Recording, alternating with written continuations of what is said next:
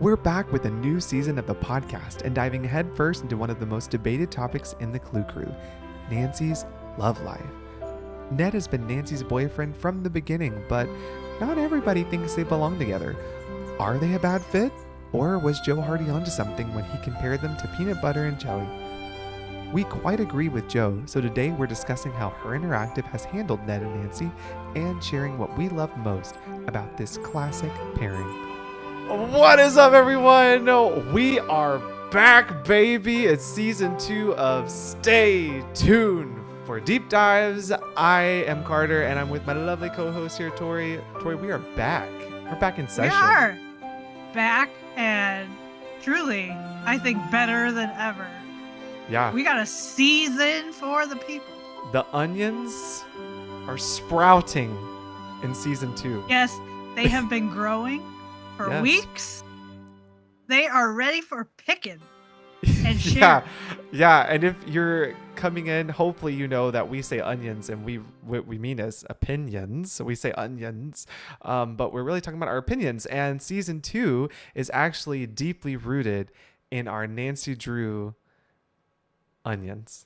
We kind of evaluated and we felt like season 1 was all about the eras. Mm-hmm. And now we have our forever groundwork. Yes. But then we're like, you know what? We see a new direction here because we like the idea of everything having a narrative that ties it all together. So we thought, you know what? Because of some ideas that we had, like, you know what? We got a lot of onions we got to put out there. Oh, so I know. And I just want you to know, I genuinely missed our podcast time through the summer as we took a break. But it was good though. I know we definitely needed a break, but I have missed it. Yeah, but I knew I actually right around the time that our break was over, I could tell. I was like, "Oh, my mind is ready." Yeah, ready to talk Nancy Drew with Carter. No, really, that's really what happened. Is once we finally got towards the end of our break, my brain kind of opened up, and I was like, "Oh, there's that space again," for the deep dives. And we're really kicking off season 2 with... I was going to say, you need to introduce this. A pretty opinionated first episode. But I think before we get into our deep dive today, I think we want to preface and say that this is a conversation that a lot of fans have often in the Nancy Drew gaming universe world. There's not one social media grouping that you can find that is lacking this conversation. Facebook, Reddit, Tumblr, Instagram, YouTube, this live streams, like, it doesn't matter where it's at, everybody is talking about Nancy and who they ship Nancy with. And we've seen a lot of uptick in this conversation that people have been having about who they ship Nancy with. But the thing is that we are going to deep dive into our own personal views of it, but that does not negate your personal view of it.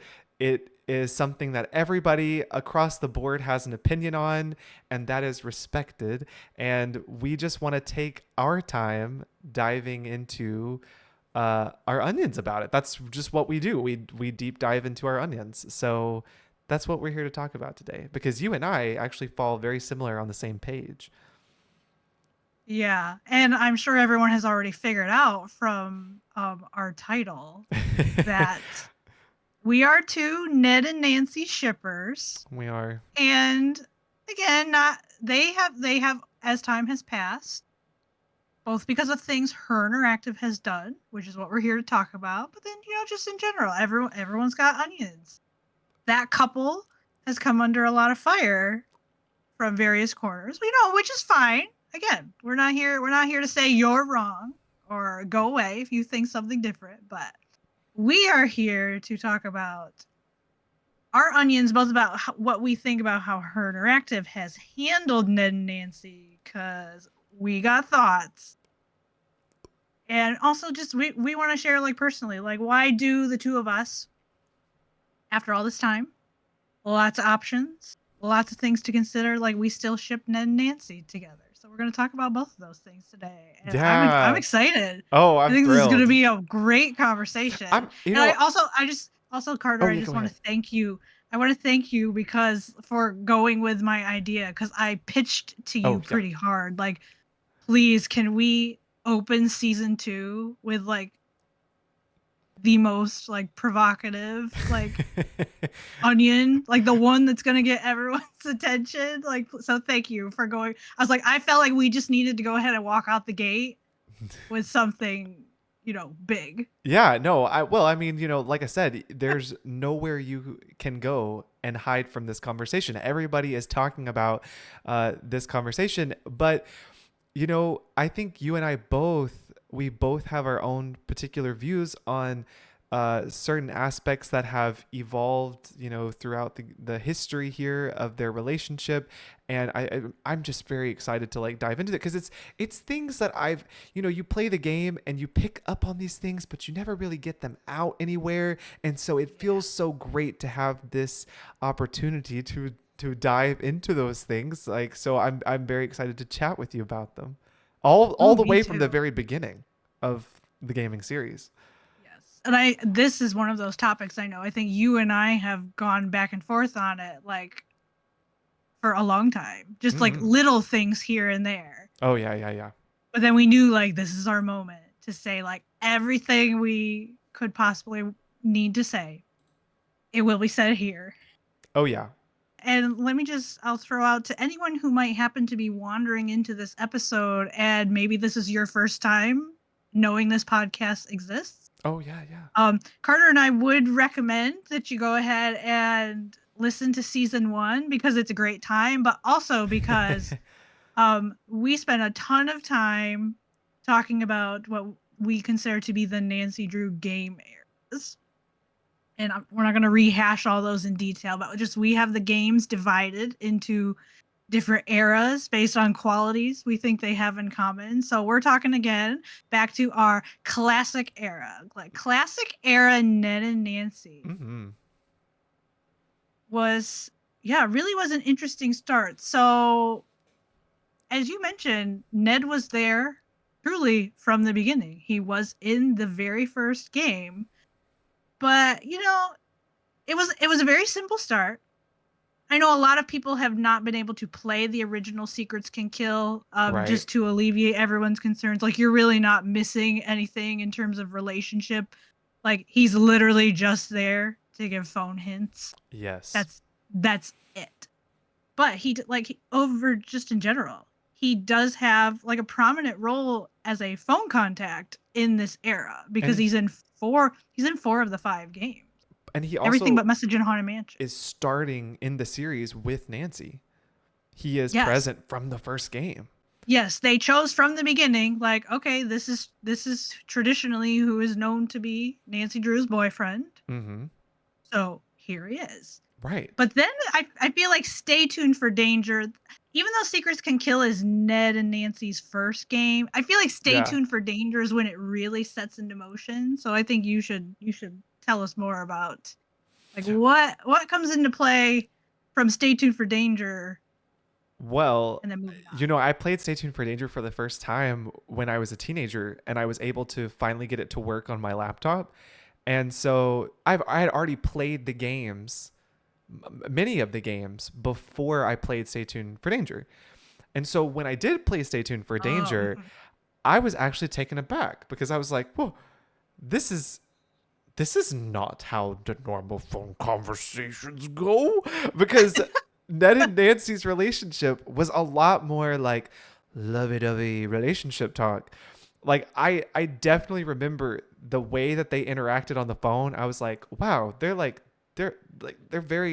exchanging very open conversation, like relationship talk. You know what I mean? yeah. Very much like I don't in Stay Tuned for Danger, do they say I love you back and forth? I couldn't remember that specifically if there is a direct like they both say I love you, but Yeah. it definitely comes up because one of their like super lovey-dovey moments, Ned's all like, I'll be an old man by the time you get back to River Heights. Right. And one of the options you can pick is Nancy's all like, that's okay. I'll still love you. Ah, that So, might be what I'm I mean, thinking of. so I Yes. would say technically, yes. I Yeah. mean, Nancy saying it, that's still a big deal. Oh So yeah. I cannot remember if Ned ever says it in that game, but she definitely does if you choose that option. Oh yeah. And but it was a shocking thing for me as a player because I was like, "Oh, this is not something that really continued throughout the series." Yeah, I didn't think about that because I had forgotten that you came to that game later. Mhm. Technically, I did too, but I had again that was one of the ones I'd seen Arglefump play it, so I Yeah. knew it very well. So I knew like Ned and Nancy, like they're very much like they're just a cute couple Right. Right. in this game. Exactly. Exactly. And also he's there, and I will also say that really kind of is, I would say, kind of the standard like Ned gets set up, as do like Bess and George and some of the others, like as he's one of Nancy's support people on the Mhm. phone. She can talk through the case with him, kind of like think her thoughts aloud, and he'll give his perspective and insight on things. And then also he's there as an in-game hint system Right. if you need to get hint from. Although we Absolutely. should mention too, I feel we should also mention too, this is not really important to the writing, but it wasn't Scott Cardy yet. Not at Oh this yeah. point. But Yeah. then thankfully, I will say at least then, we skip Message in Haunted Mansion. He's not in that game. But then by Treasure in the Royal Tower, I there it is don't again. know. They say And we that got Scott Cardy. Ned and Charlie may be the same person. Yes, I know there's a whole conspiracy theory about that, which is Yeah. fun. I don't buy into it, but No, yeah, it's yeah. yes, I it's fun to hear people theorize. The best way to characterize, and you already brought it up, kind of Mhm. in terms of you're describing like what your experience was playing Stay Tuned for Danger. I really feel like the best way to characterize Ned and Nancy in the classic era is they're a cute, kind of lovey-dovey couple with honestly this like they have these cute moments of banter. Like I already mentioned the Mhm. one, um, I'll be an old man, and she's all like, that's okay, I'll still love you. And he in that game gives her back like, even if I'm bald and have dentures, like it's just kind of a, Yeah. an adorable little back and forth. But then Treasure in the Royal Tower, there's a very specific conversation in that game where Nancy's trying to talk to Ned about like Marie Antoinette and the tower, and Ned's actually like purposefully like leading her on, and he's asking her all these really stupid questions like, how come Marie like didn't come with the tower, like, or did she like to vacation in Wisconsin? Like he's asking her all these ridiculous questions, and she realizes like, hold on a second, like you're just messing with me. And his response is he's all just like, what do you mean? Like just very like cheeky. Like, I'm not doing anything. And I just again, it feels like a very natural, like a boyfriend and girlfriend who Yeah. are Going in a back and good forth. relationship. Yeah. Like, yeah, they're just going back and forth and teasing each other. And she even says after that, she's like, you're some pain in the neck, pal. And he's like, good thing I'm so cute. Yeah. Like, oh my goodness. Which And then I go was ahead. no, I was gonna say I don't actually remember that conversation. So hearing you talk about it, I'm like, wow, I didn't even realize there was more of that banter, even in Yeah. more in that era. Yes. And then it continued even in the final scene. Again, there's this funny point where like Ned picks up the phone and he's all like, Nickerson's pizza pies. Like he puts on some really goofy accent. And Yeah. they go through this whole back and forth of her trying to order a pizza um with extra anchovies, and even though she hates them. And then there's another part in that, and it's just funny, it's just a funny little dynamic. And then when they're talking about the key machine that's broken, Ned makes this very sweet little like, the key to your heart would be Oh much too big to carry yeah. around on I my remember keychain, that. like I'd probably throw my back out. And Nancy like laughs at him, she's like, good point. And to, I guess, Carter, what I have to say is like, what happened? What? Where did that Ned and Nancy go? They were so cute. Well, So full of banter. you know what's interesting, right? Because that banter kind of dissipated after the final scene. But what characters were introduced in that next game? Mm-hmm. Mm-hmm. Oh yes. Everything's got a reason. People in the live chat right now are like, oh my gosh! Yeah. You know who I'm talking about. The Mhm. Hardy Boys. And I guess it's funny since we were just talking about it, like the banter continued, but it changed because Uh then you huh. have like they threw Joe into the mix, and Joe's always making these funny comments. It's like they changed. Right. Yeah, here come the Hardys. Yeah, no, and it's actually I really did miss Ned because for most of your golden era games, Ned is not really there.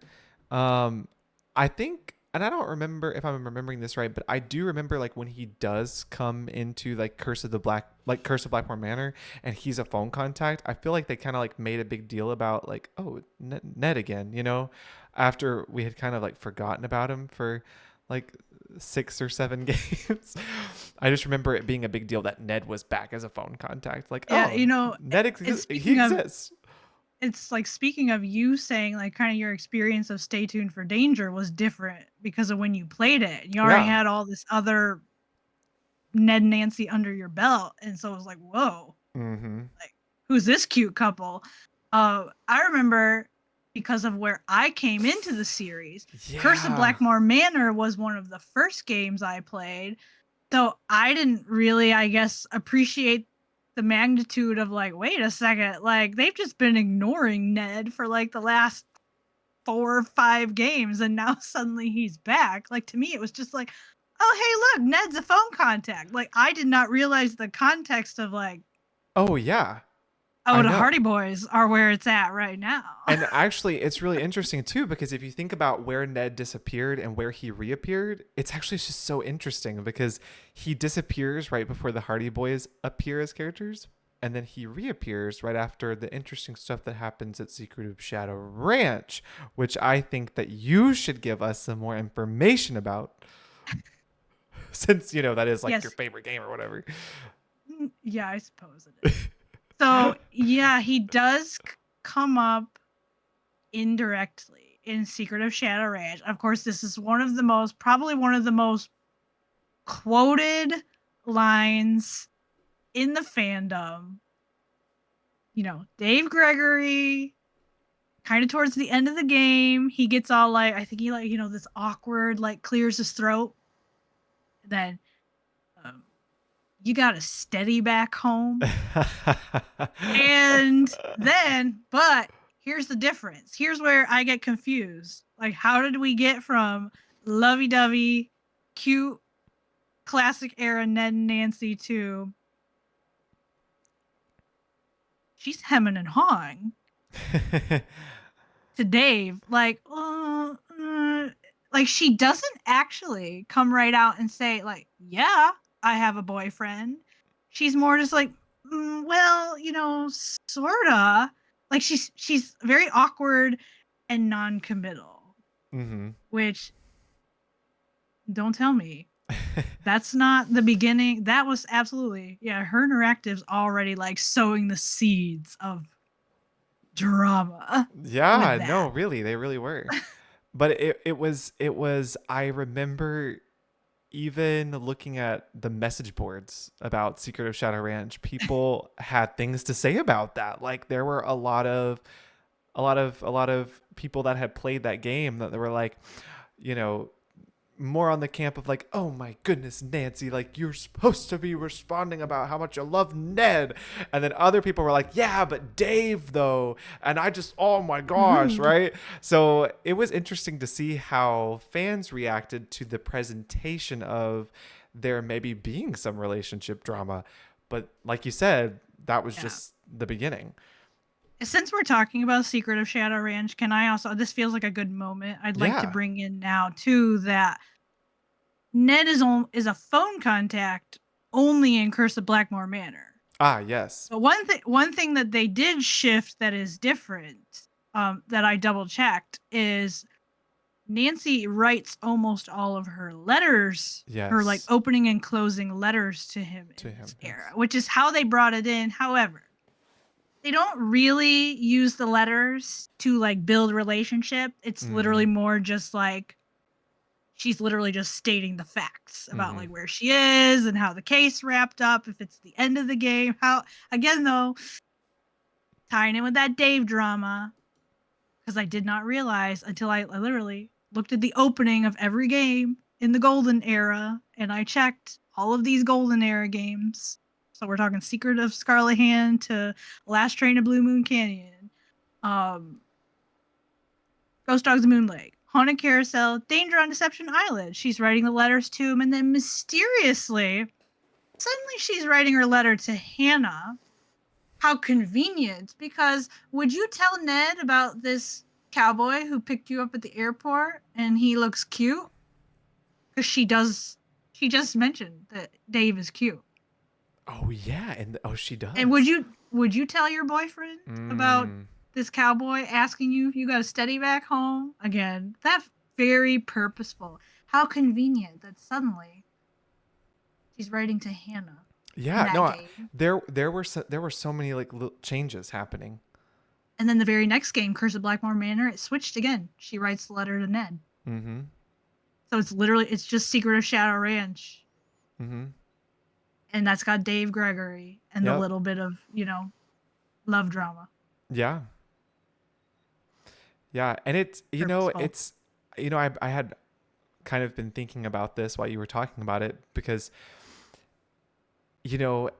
a part of me just wants to be like, well, maybe the Her Interactive team was just wanting to just, give that as like a moment for their fans that were playing the game, but it didn't turn out to be something that was very singular, like a very isolated incident. It actually was something that did occur and be fleshed out throughout the series. So it actually just drama's only about to heat up. Yeah, it is. It wasn't just for the fans, unfortunately. I think that this was reflected in what they were trying to bring in.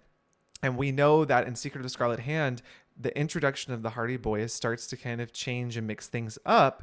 But in Last Train to Blue Moon Canyon, we get a very more official, change here happening that really mixes it up even more. That's like, oh, okay, I see where you're going now. We really like the Hardy Boys, don't we? Okay. Yeah. Yes, I love that. Really does feel like Her Interactive kind of putting their stake in the ground, because very specifically, it's a big moment where Bess asks Nancy, like point blank, like which Hardy Boy she prefers. And you were given your choice. You can pick Frank, you can pick Joe, or there is the I like Ned, remember? Ooh. Which, I mean, that's my choice. Right. I have saved my game and seen what happens if you choose the other options. But yes, I'm loyal to Ned. But this is where, Carter, I really feel like Her Interactive, like they're showing their cards here. Yeah. It's the way they wrote Bess's response. Yep. If you pick Ned, this is where like the seams are coming apart. And this is about like what we're going to talk about this later. Like what possibly does the team think of Ned as a character? Mm-hmm. If you choose I like Ned, Bess is all like, yeah, Ned, good old dependable Ned. And she sounds so disappointed when she says it. Yep. Because she thinks Ned is boring. Mm-hmm. And in one sense, I feel like that's kind of true to Bess's character. Like, Bess is not the kind of person who would date a guy like Ned. That is true to who she is. Exactly. But I do feel like Her Interactive was showing their onion. Oh, yeah. In that moment. I don't know how many on the team precisely, but definitely I think some people on the team. Oh, yeah. Well, thinking, and this guy's kind of... I think that definitely gets a little bit more solidified as we continue forward on their thoughts. So, which actually we've kind of covered, I think, the golden era. Now that we've gotten up to Last Train to Blue Moon Canyon. So we're actually entering into the experimental era, which is very interesting. And as always, when you get to the experimental era, you always are just taken aback by all the wacky fun things that they were Yes. experimenting with. Which, and just to remind people, we're capping that as we would say that's Danger by Design through Trail of the Twister, just so people have Yes. The game visuals. Yes, context in mind. absolutely. Well, out of the multiple games that we have in this era, he is a phone contact in 6 of the 9 games. Yeah, so he Um, does make a good comeback. yeah, he does. So we have that kind of steady relationship through calling him. Um, but again, the drama It's different. it's This ain't the different. classic era. Yeah, there's some things that were boiling up behind the scenes before you even started the game. And this is interesting because, you and I have talked about this, and I'm just going to go on record and say that a lot of people probably don't even know that this exists because I did not find this out until like a couple years ago, and I just so happened to be like, I wonder what the tutorial of this game is like, because you know I'm not really one to do tutorials. I just like to jump into the game like a lot of people. And so her interactive actually hid some interesting things in their tutorials, not just Oh, they did. once, not just twice, not just thrice, but multiple times in the tutorials. Things were molding and changing, and it's very interesting. And it starts in Creature of the Kapu Cave. It's wild. And I Because do remember, it's interesting. I went through this is so funny to me. I had a similar experience. This was, again, a couple years ago. I was like, man, you know what? I like never look at the tutorials. I wonder what's Yes. in those. Yeah. And I got to these games and I was like, what the heck you doing, her? I know. Shoving this relationship drama in here. So, anyway, this is fascinating to me. And again, we had a lovey-dovey couple saying "I love you" in the classic era. That's where we came from when these games started. Here's what we get in the experimental era. The tutorial for Creature of Kapu Cave. She writes it's written in the book that Ned, he's ... a really good friend of mine. So he doesn't even get the label of boyfriend. Nope. It's all just like, and I'm trying to figure out what exactly they were doing with that. I'm trying to figure out, like, were they playing that as like Nancy doesn't want to commit, or were they playing it as like almost like, let's just pretend the classic era never happened, and let's just act like Ned and Nancy kind of are in fledgling, like, getting to know you, like, might be more than just friends stage, and so she doesn't know where they stand. Right. What ends up happening, I kind of feel like, actually, I'd like to give them the benefit of the doubt, and I think it's more of that, almost like they scrapped everything that came before and just decided to start over. But anyway, I don't know. So he's not even labeled as her boyfriend, but then there are things we'll get into it, in the journal that makes it seem like he is. So what's going on? Nancy, is he your boyfriend or not? Please tell me. Like, I don't know.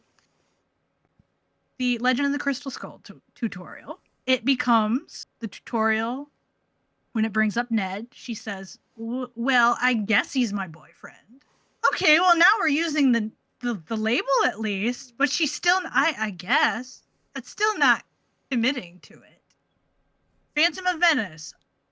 And this makes a lot of sense for what they do with that game. Right. Phantom of Venice becomes, he's my boyfriend. And we're going to get more into specifics. People who know Phantom of Venice, yes, there's quite a significant thing to their relationship in that game.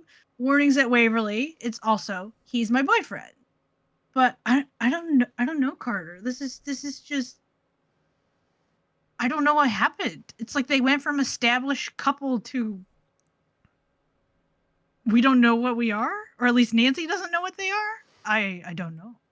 And it feels like that maybe they're wanting to head to this idea of a possible love triangle, like the possibility that maybe Nancy is having difficulty deciding what she wants. Does she want Ned? Does she want Frank?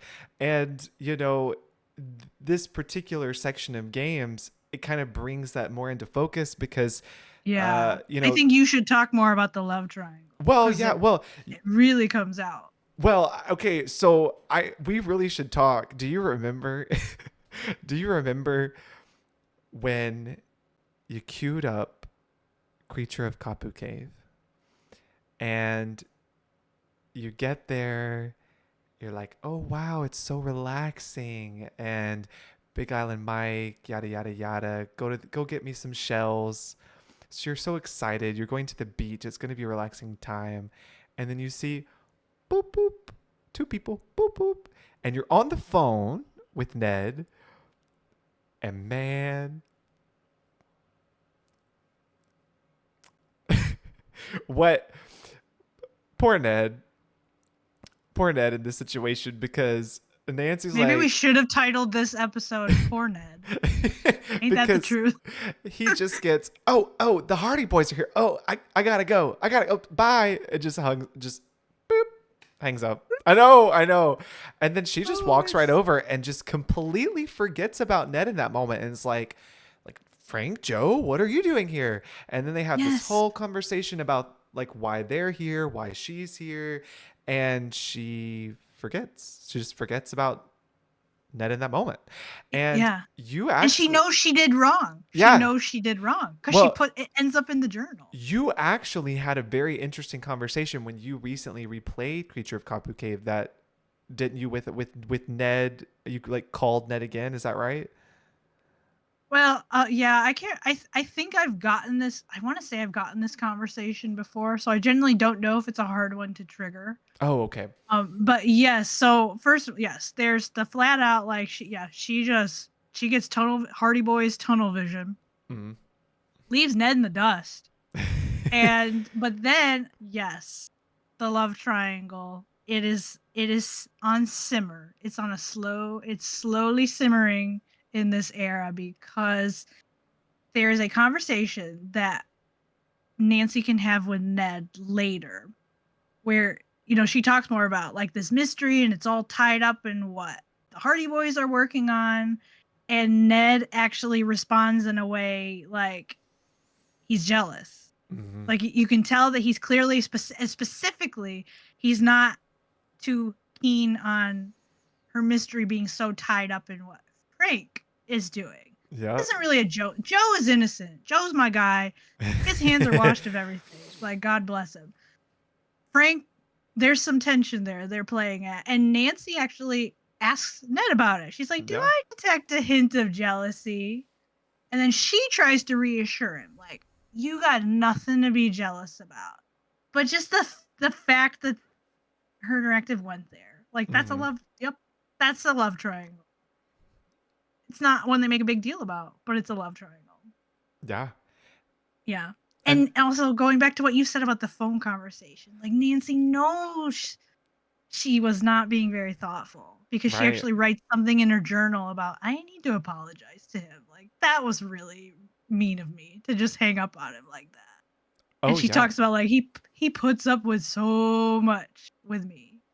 And that's a big deal too, that they actually have Nancy acknowledging this in her journal writing. Like he puts up so much for me.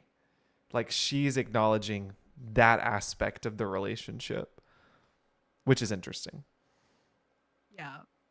And yes, that comment, and she goes on to say like it's a wonder he hangs in there, but I'm sure glad he does. So, I have thoughts about that. They're gonna come up later, Yeah. but yeah, I don't know. And then, yeah, so it's interesting. So they have the love triangle, Phantom of Venice. I feel like subtly Oh pokes yeah. at it, In only a very because interesting way.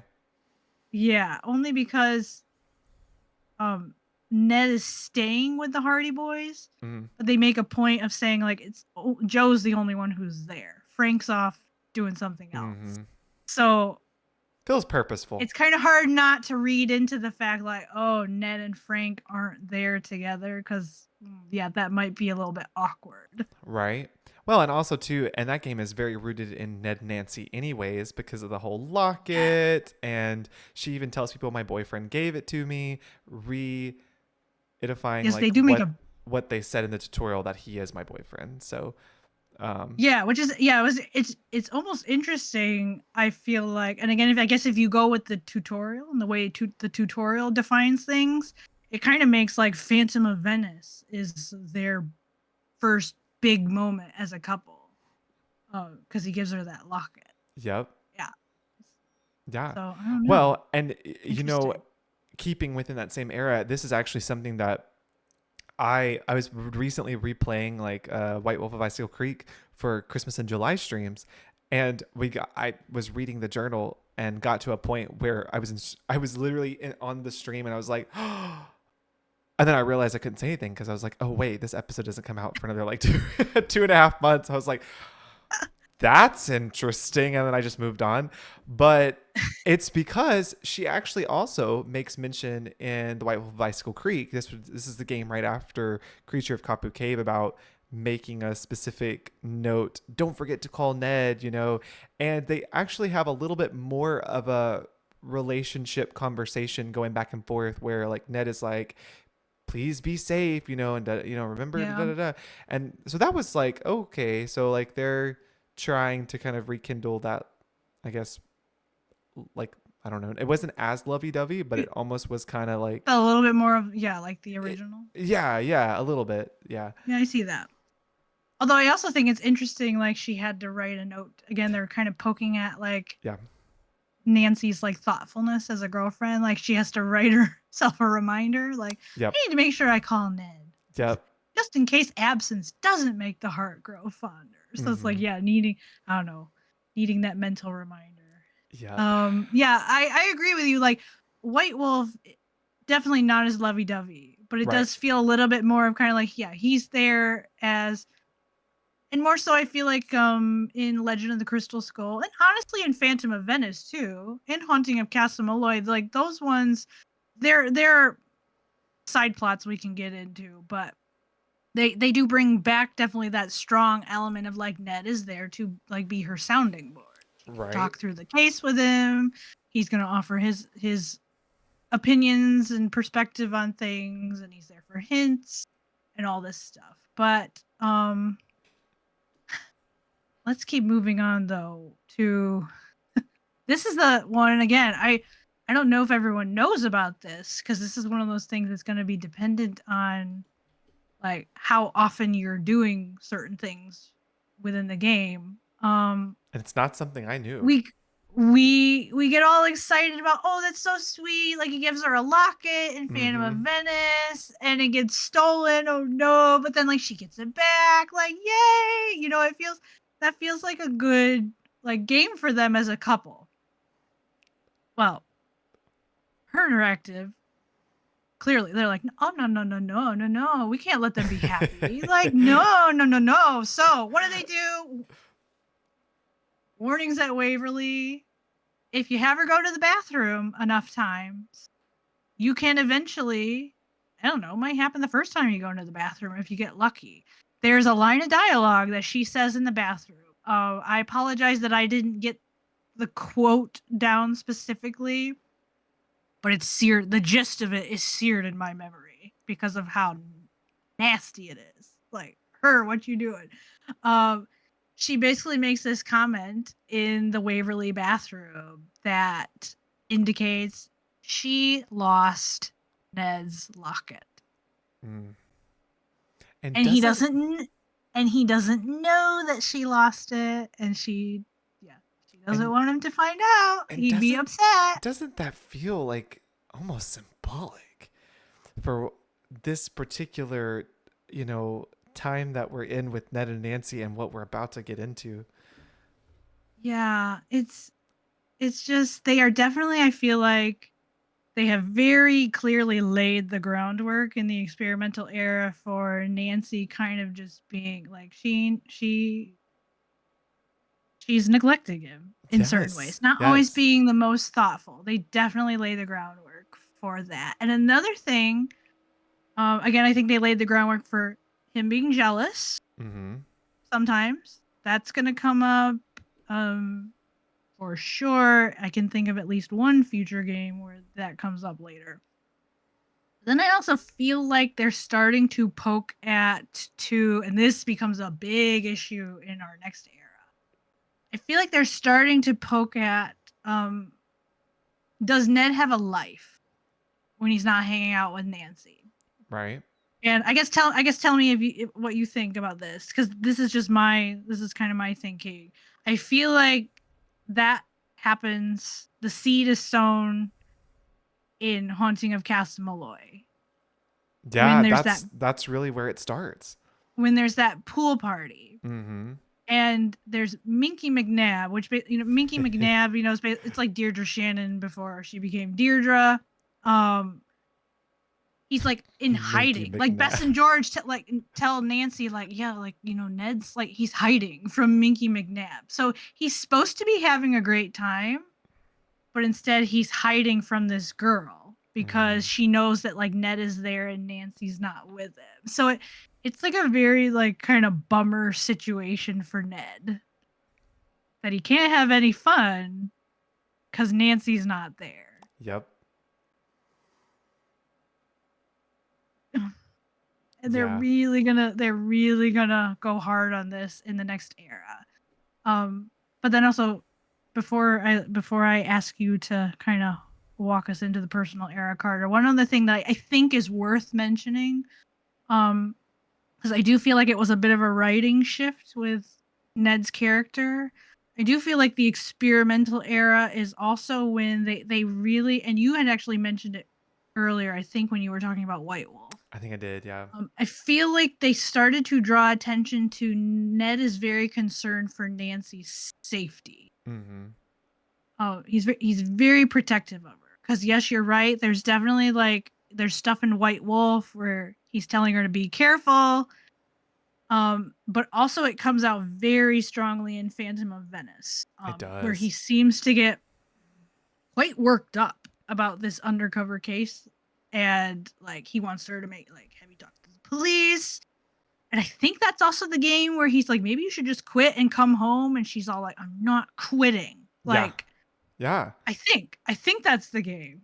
His Hope like I'm not protective side that. really is like, yeah, he gets very protective of her. And the other way that they really make it stand out is because you can also talk to Joe in that game.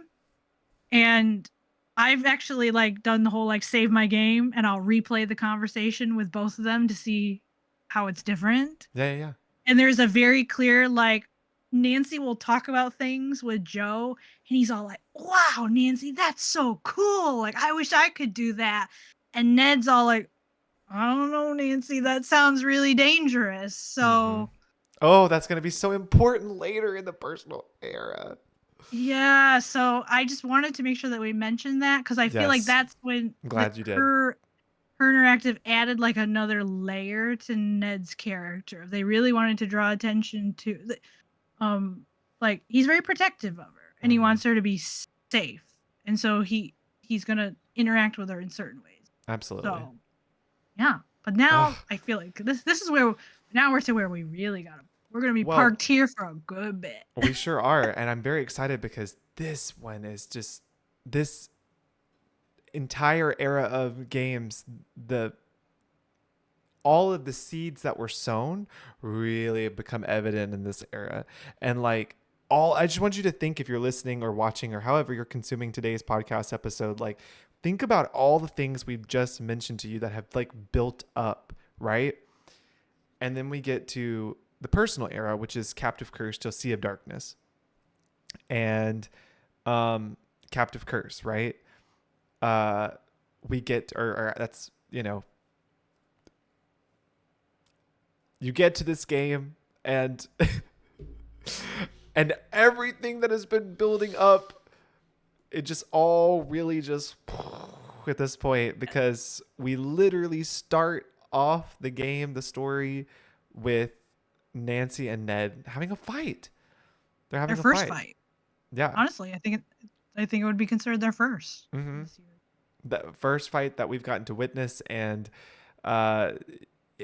it also, there's like this, which we had mentioned actually in one of the episodes that we talked about in our first season, but like there's this bad connection between their lines, which again is very symbolic again to Symbolic what? what is happening. So again, all of those things that have been planted in the experimental era, starting in the golden era, now it's kind of starting to be fruitful here. Like, okay, now we are here and we're playing this and we're sitting here and we're witnessing their fight and we're witnessing this bad connection, and we as the player are left to wonder, are Ned and Nancy, like, do they work together? Are Yeah, are they they good together? are they a good connection for each other? And we are left to think those things after all of that has built up to this point, because, you know, Ned, hmm, boring, doesn't have much going on, needs Nancy to have fun. Nancy wants adventure, neglects Ned, but wants to live her own life. Do they two really go together? That's And also they pull in, if you want to comment on this. mm, Might there be someone out there who's better for her? yeah. They're Yeah. poking. Yeah, they are. Yep. Yeah, because the love triangle comes out quite strongly in that game as well. Because Frank and Joe. Well, okay, Joe is only mentioned, like, we know Joe is consoling Ned after the fight. Yeah. But Frank, Frank is Nancy's phone contact. Frank and Ned both, like, they went for that, and that's a big deal. They made Frank and Ned both phone contacts for Nancy in that game. And Love Frank very triangle. specifically. Yep, and we know it, like, if we weren't sure before, it is confirmed in that game that Frank's got some feelings, because he tries to be all like, wow, I'm really happy for you two that you worked it out, but he sounds so sad when he says it. Like, it's like, oh, great, yep. We got ourselves a good old-fashioned love triangle. Yes, and I guess this is as good a time as any for me to mention this, kind of just, and as we really dive into this era, Ned and Nancy in this era. I find the personal era, like, so frustrating, Carter, because it drives me crazy. Like, I have a love-hate relationship with the Ned Nancy stuff in this era, because they go back and forth between, like, I feel like they give me a game that makes me want to pull my hair out. Mm-hmm. Like, come on, stop with the drama. I don't need it. I came for a mystery, not boyfriend troubles. Mm-hmm. But then they'll swing to something where it's like, oh my goodness, like, yes. And this will make more sense as we go into it. So, like, Captive Curse, I find it kind of this game frustrates me in a bad way. Okay. I'm ready for it. So this is where the Carter Tory onions are really going to start to come out. Like, we had to get to this era, and now we can go. So I guess let me start, and then please, by all means, like, whatever you think, like, we need to hear it. I'm going to be honest, I'm not inherently opposed to Ned and Nancy having a big fight of some sort. Here's my problem. This wasn't a one-time thing. It wasn't just like, oh, they had a fight in this game and then it never comes up again. Like, they just kept having issues after this. But honestly, I would have loved it. Like, sure, let them have a fight in this game, because this is the fairy tale game. So I love the idea, like, from a storytelling perspective. Like, yes, Nancy walks into this castle, it's under a curse, and so everything goes wrong, including her relationship. Like, now her relationship's, like, under the curse that's affecting this castle. And I wish they had I love that. I love that idea. Like, yes, let it be messy. And then let's tie up our drama by the end of the game and be done with it. Oh, but not this era. No. Not like, this one. And then here, this is really, this game in particular, this is where they go full bore on, because Ned actually brings it up himself. Ned is very upset in this game. because he feels like he has no life in comparison to Nancy and the Hardy Boys. He's like, you guys always have such great adventures, all these amazing things you talk about. Like, I don't have any of those stories. And this is where I really like they're Turner active again. Like, it started with what Bess said in Last Train to Blue Moon Canyon, where I really feel like they're kind of like, yeah, this isn't Ned issue. Like, her interactive things. Ned is boring. Like, they think, yeah, they have Ned say he has no life because her interactive thinks Ned has no life. That he's just like sitting around, all like, "Oh, woe is me! When Nancy's not here, I have nothing to do." And Right. I don't like it, Carter, because I don't feel like Ned's character. I just don't feel like that's a thing he would actually struggle with. Mm-hmm. Ned strikes me as the kind like the essence of who he is.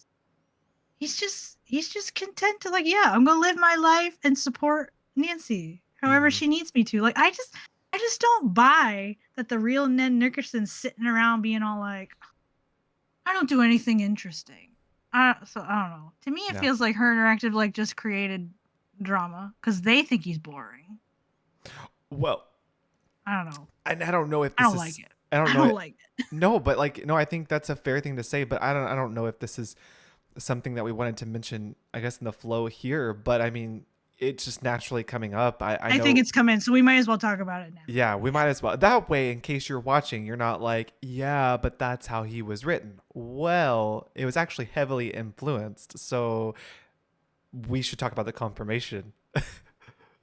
Yeah, why don't you get into that, especially because I love like your thoughts on like this question. Sure, So, yeah. yes, tell us, because we do have some like insider information. Well, we do know that Kalina, story retold, has went on record saying that many on the Her Interactive team thought that Ned was boring. That was the image, Them's the facts. That was the facts. So it makes sense that they would obviously write that Draw attention to it into the story because they thought that Ned was boring. And so I think we have actually asked each other the question, okay, well, is Ned boring? And I think we both have our own interesting perspective on it. And I guess we'll talk about it now since it's where we just naturally ended up in the episode. No, I want you to share because I love your thoughts on this. Oh, well, thank you. Well, I kind of just piggyback off them. Like I saw your notes and I was like, yeah, preach it, brother. That's pretty much how I feel. So. Well, the short answer is no. And the long answer is that, having someone do really thrilling and exciting things does not mean that someone that does it is boring. I think that there's actually a lot of beauty in regular, normal life, and that sometimes we feel the need as people to chase after like these really thrilling and exciting things, but really the simplicity of life is beautiful, and that is not boring, right? Like, we always talk about this from like kids to adulthood, right? Like kids, right? Like everything is interesting, everything is wonderful, and the world is curious around them. Like they look at something and they want to feel what the texture is because they want to know, right? Like life itself is beautiful. And I think that that's maybe something that about Ned that people have viewed is that like, oh, well, he doesn't do exciting things like Nancy, so he's just boring.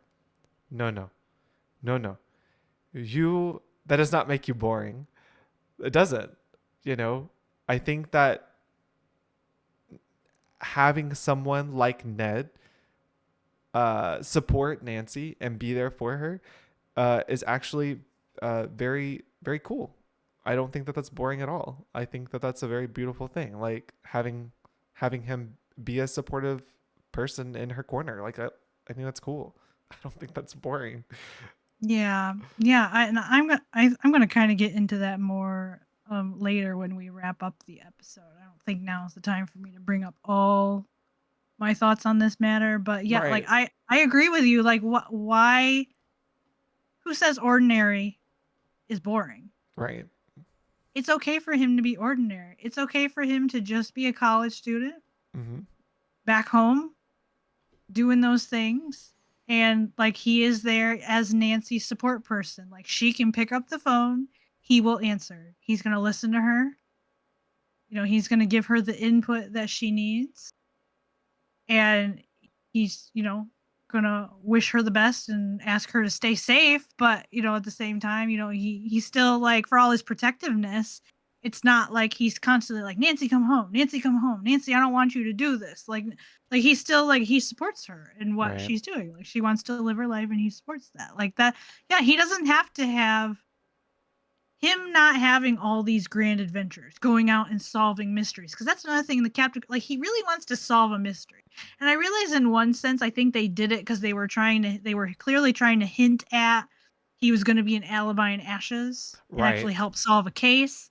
There is like a reason, but still, it's like, no, like, do we really need a third person who also solves mysteries? Like, Mm-hmm. no, we don't.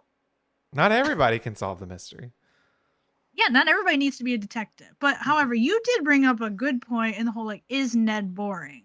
Like that's the one way we look at it. And you and I both would say the same thing. Like, no, Ned is not boring. However, you did raise a good point when you were pondering the question about like, is there potentially an issue here with, has her interactive failed to flesh out Ned as a character? Has he been given the proper amount of backstory? And you really did when you mentioned the whole like, how much backstory does he have? Because someone can be boring in that sense. Like we feel like we don't really know who he is Right.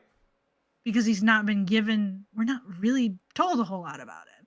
And you actually did get me thinking a lot about that question because I do find it interesting. You know how like I feel especially like the golden era and the experimental era, the Hardy Boys and Bess and George were always like in the thick of something. Like Bess is Yes. learning how to cook, Yes. she's painting her bedroom. The Hardy Boys are trying to get a dog to its owner, or they're Goldie. going through a cave. They're dealing with laptop guy who won't stop bugging them. Yep. And you made me realize, as I was thinking about it, I was like, wait a second. Like, other than Ned being in hiding at the pool party, and also there's a little bit with the whole like Joe's like tinkering with his car. Mm-hmm. I was like, I feel like Ned, and I guess why? I guess her interactive. Why? What was the thinking here? Like they actually don't really make an effort to give Ned side stories Yeah. like they did Bess and George and the Hardy Boys. Yeah. Yeah. I guess that's on them. All of his Oh, side stories have really all been they revolve around Nancy. mm, Like, I'm having a bad time at the pool party because you're not here and a mm, girl's chasing me. mm-hmm. It's like, and this is why it's so frustrating to me. Like, okay, because I do wonder, like, did her interactive think Ned was boring because of what you said? Like, they thought an ordinary guy is boring. Like, is that, or did they think he's boring just because he's got no life? Well, okay, Carter, who has the power to give the man a life? Maybe her interactive, who writes the stories. I was like, okay, yeah. How hard would it be to give the man some side stories that have nothing to do with Nancy? I know.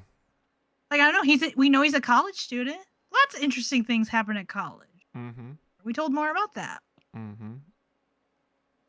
So I don't get it. Because even like Deirdre, this is jumping ahead a game, but like Deirdre in The Deadly Device, she's in that whole kerfuffle. Like her teacher failed her for plagiarizing. There's a story right there. Like, why can't Ned be having some sort of like, I don't know, even like, he's got a really interesting teacher who's Yes. like, I don't Yes. know. Or How he's got how maybe hard would that be? some crazy group project and he's having like, Yeah, like yeah, I want to know. I want to know what's going on in his life. I don't get it. I Yeah. don't know. So I don't know. So I think you and I kind of like we land the same. Like, no, we don't think he's boring. Right? Although her interactive, I do feel like I don't know. They probably I don't think they have fleshed him out I the don't way think so they either. could But or should have. you do bring up interesting uh a arcing point here in Captive Curse that we've been talking Oh about, yes. because you had mentioned like this parallel between the characters and Nancy and Ned. So I mean, like, I'm all for sitting back and listening to this because I've already read it, so I'm excited to like hear you expound on it. Okay, so I am going to propose a personal era personal theory of that. Um, and I don't know if Nick Blahunka and Kathy Reuter were how intentional they were being about this, or if it's just one of those things that just kind of happened naturally. Because a lot of things happen in stories, like the author maybe didn't intend to do it; it just kind of happens without them thinking about it.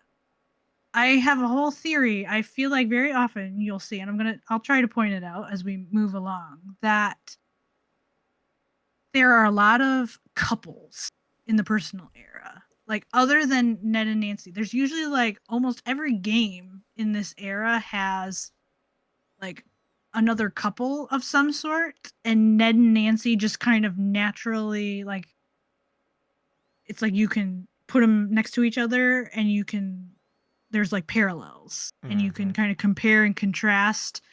And I would say usually pretty much in every case, like Ned and Nancy come out looking like the stronger couple. So Okay. that's the big picture. So let me say something I've noticed about the Captive Curse. So obviously the Captive Curse, the story revolves very heavily around boyfriend girlfriend trouble.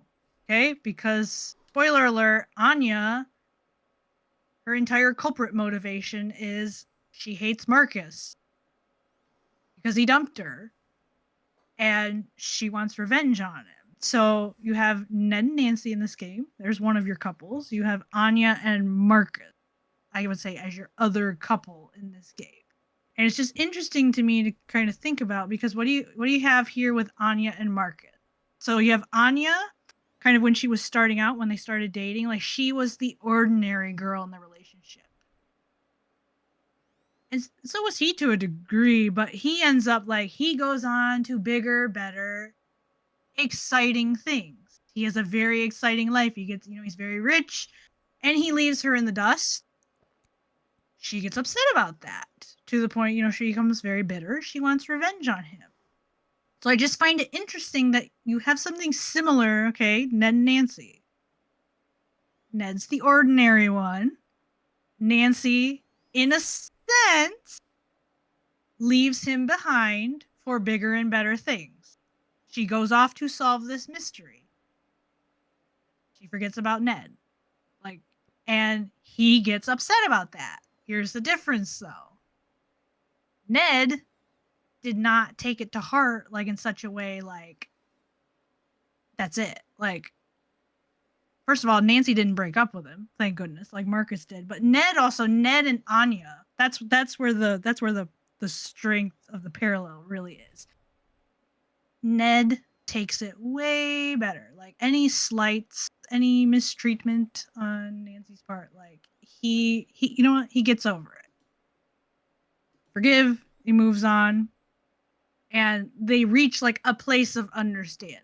Now I realize like more drama is coming, but at least in terms of this game specifically, like Ned and Nancy don't break up.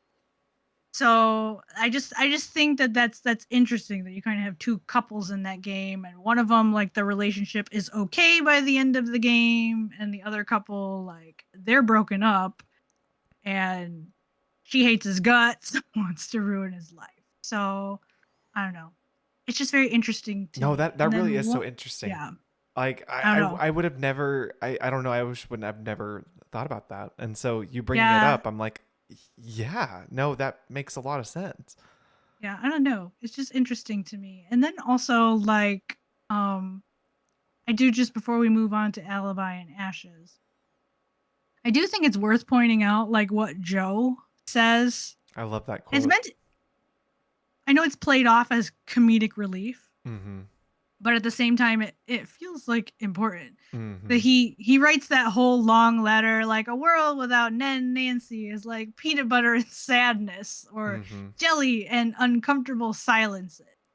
And yes, that's very funny, but at the same time, I feel like it does speak to, and also I think again, it's like as much as her interactive love stirring the pot, Mm-hmm. it's almost like they knew that like Ned and Nancy is such an important relationship. Like, can we really actually break them up? Like that's messing with things too much. Yes. Like it really would have altered the whole, I feel like, tone of the series Oh, if they absolutely. actually broke up. Mm-hmm. And so I feel like they're kind of honoring that by letting Joe say that. Mm-hmm. Because, Joe is basically saying, you guys are peanut butter and jelly. Like, you're A classic. classic staple. You're a classic combo. You're meant to be together. Yeah, and not only that, but also like possibly like two opposite ingredients, but that make sense together, you know? Yeah. So, Yeah. So I don't know. It's all interesting. yeah. And this is also another really fun one that I'm really excited about is Alibi and Ashes. And this was Yeah. exciting because this was really a lot of fans have lobbied for Ned to appear in a game. Everybody really wants Ned, but we didn't actually get to see Ned like we got to see Bess and George. He was just like we were able to play as Ned, but we didn't get to see him. So again, not good. Almost. Yeah, but I mean, he is there, and he is a staple in helping Nancy get out of jail. And at first he's supposed to help find clues for Nancy, take Deirdre out on a date at Nancy's request. That also happens, which is really funny because he does not want to do it. He's very uncomfortable about it, but he does it for Nancy. And then also going to another town to try and convince the press against Brenda. So, I mean, you're seeing, okay, well, they've made up now, and now Nancy really is dependent upon her people, Truly. like, really If dependent. ever she needed him as her support system, like she Exactly. needs him in this game. And I do think it's interesting, like they actually do make Ned an essential component Mm-hmm. in the sense that like he has to do stuff with Deirdre. So like Mm-hmm. the player can get hold of like important evidence and things like that. So it's like the way they structured this game, like, yeah, Nancy doesn't get out of jail without Ned being there and being willing to like, yep, take another girl out on a date. Right. Um, And there were yeah, actually so some they can things get the that stuff they need. are very important that you may not see from the bonus edition of this game, which I don't think I had the bonus edition. So again, I did not know this information. So again, this is very exciting. Like for me, no, really, when we were putting the notes together, I was like, oh my gosh, all these little nuggets that I did not know about, but that do build and that matter. So tell us what's hidden in the bonus edition of this game that you had to have the bonus edition to know. Yeah. So I do have the bonus edition of the game. Jealous. And I think it's such a shame that it's not in the main game because it's a really good like there's a really sweet letter from Ned that they put in Nancy's room. She has a photo of Ned on like a table or a dresser or something, and if you flip the photo over, there's this letter taped to the back of it. And it's a cute little note that Ned has written. And I think it's worth, and hopefully we can get an image of it on the video for people to look at. So he writes, here's a case for you to solve. The mysterious sleuth has stolen my heart. She's daring and captivating with flowing Titian hair, dazzling eyes, and a smile that makes my heart skip a beat. The very thought of her fills my heart with joy even when we're half a world apart. When she's gone, the clocks trudge on with maddeningly deliberate slowness I can barely stand. I'm sure you'll figure this out in no time flat. Wow. Like, and for, okay, so a couple things. By far, it's kind of the most, like, lovey-dovey thing 100%. since him giving her, I would say, the locket in Phantom of Venice. But then I would even go back to, like, that letter. That's the kind of thing, like, that feels very like, oh, like, that's channeling classic era. Mm-hmm. Like, that's a very, like, warm-hearted, loving letter that Oh, he yeah. wrote to her. And also, you know, even the fact that, like, you know, she keeps it taped to his picture, so she saved it. I think the implication is obviously she probably reads through it on multiple occasions. So, but I think it's a shame. I wish they had made that something that everyone who plays this game could act. But, you know, it's there. So it's a very, like, definitely, this is a very, like, Alibi and Ashes is a very, like, pro Ned and Nancy game. Like, in terms of, like, her interactive definitely is, you know, showing them, like, as a couple that works well together, and they give Ned an opportunity to help her. But then it's also, here I go again, and this is one of my favorites. Very excited Oh about my it. word. I'm so obsessed with this parallel. My goodness. Okay. This game is very pro Ned and Nancy in kind of the, like, layers of the story. Like, oh my goodness. So, here's where you want to look in this game. Obviously, Alibi and Ashes draws lots of attention to Nancy and Alexi, both two detectives that got framed by someone, and, like, River Heights turned against them, and, you know, all the drama that ensues. Like, we're very clearly meant to pick up on that as players. Like, whoa, Nancy's going through, like, almost the same thing that Alexi did. Here's the difference, though, and here's where I get so excited. Like, oh my goodness, I love the way they wrote this. Poor Alexi, basically his entire support system, like, abandoned him. And it's actually mentioned, if you look at, Alexi has a journal in his trunk. You can open the trunk while you're snooping in the antique shop. And if you read through that, there's this part where you find out that, Alexi, at the time of, him getting framed, he had a girlfriend. Her name was Maggie, and he's talking to his girlfriend after he gets framed, and he's telling her, like, I'm gonna prove my innocence, but he can tell, like, Maggie doesn't believe it. Like, she's kind of, seems like the implication is she's kind of already made her mind up, like, that she thinks he really did do it. And so she's upset, like, oh my goodness, like, my boyfriend is a thief. You know, I guess I didn't really know this guy. And then it's implied that they break up because a few months later, he sees her walking around town and she's got a new boyfriend. And she just kind of gives him, like, this sad look. Again, how does it play out for Ned and Nancy? So again, Nancy, Alexi. So you want to look at, here's the difference. How does Ned versus Maggie, Alexi's girlfriend? Not once in Alibi and Ashes does Nancy ever have to try to convince Ned, I didn't do it. Like, I'm going to prove it.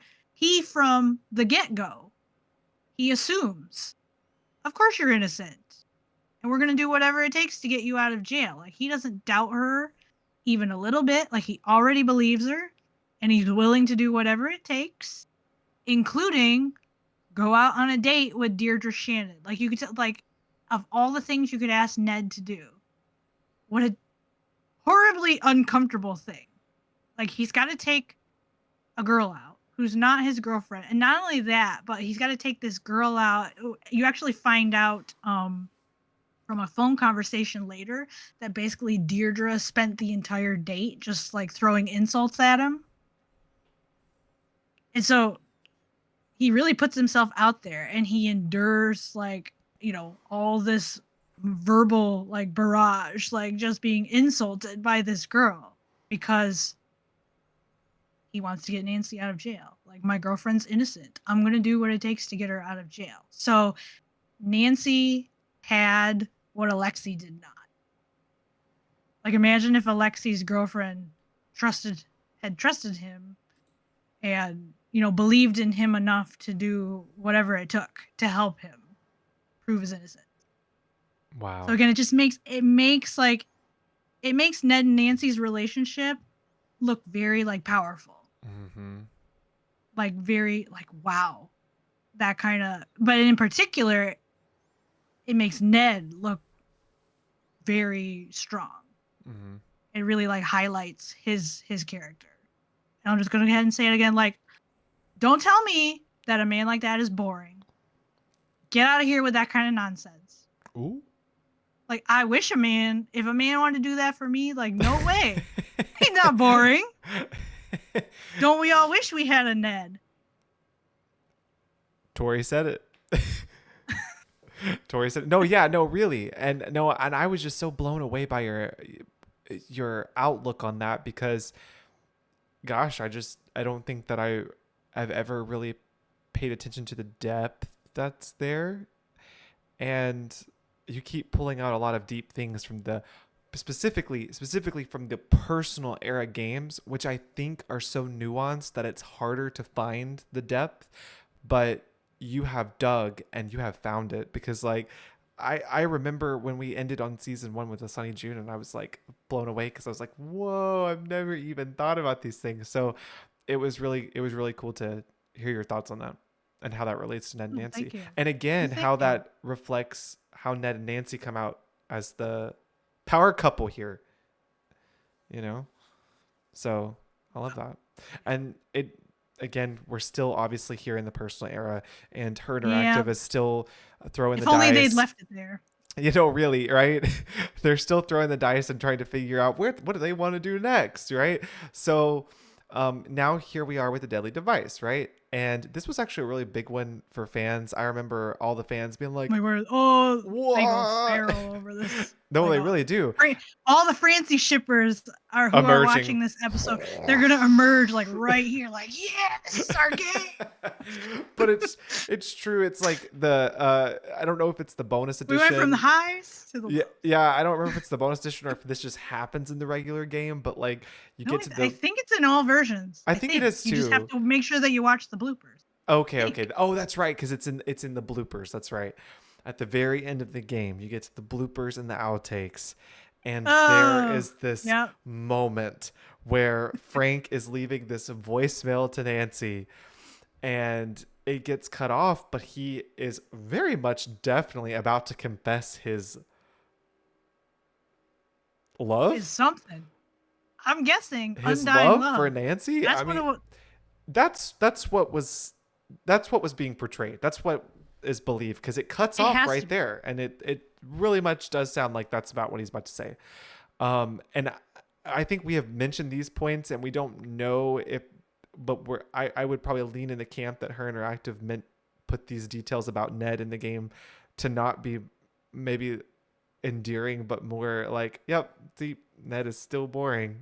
But there are this is a time where Ned can like send text messages back and forth with Nancy. Yes, and this might only be in the bonus. I see. I'm not sure. But the text messages, like the actual messages, are very like, are you ready for this? Are you ready for this? If you've never played the bonus edition, you're in for a treat, because this is the kind of stuff that Ned is texting to Nancy in the bonus edition, which is, I found a quarter, but then it fell into a puddle. Can I just interrupt you for a second, though, before you please go on with the other ones? Yes. But for the record, I think that's hilarious. I do too. I love yes, please. You lost a quarter in a puddle? Please. I care about the random like details of my friends' lives, so I want to know such things. And if I had a boyfriend and he wanted to tell me that, I'd be like, yes, like please. But I agree with you.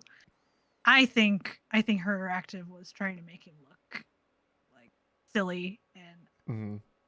Oh, there's anyway. more. But Oh, please and there's continue more. on because there's more. But this one actually, I actually like this one just because it's the way it's spelled out. He says, "I went to your house. I went to your house, but then I remembered that you were in Colorado." Laughing out loud. I love that so much. Like that is so I funny. love it. I think yeah, I love it.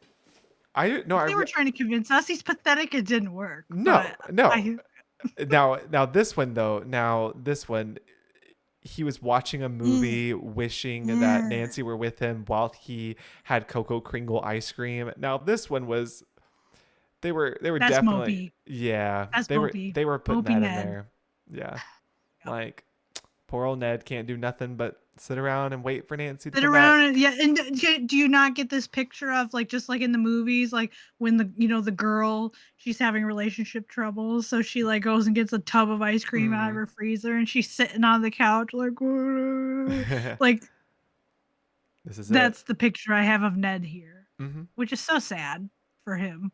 Mm. Yeah. And then he wants to come home because Deirdre keeps calling him. Like Nancy, please come Post home. Deirdre Alibi and keeps Ashes. calling me. Yeah. So I mean, like there was Yep. some significance here in the Deadly Device because of course, the Frank voicemail was probably like the biggest like chunk Very much there. it's You very much know, pro Frank. yes, but also just the little things they sprinkled in there about Ned were just okay. So we're still Yeah, we're like her still interactive loves Frank. We're like kicking Ned to the curb. then we get to Ghost of Thornton Hall, which honestly, so this is a little bit more of like Ned comes back into more just like yeah. So he's a phone contact there to be a supportive listener.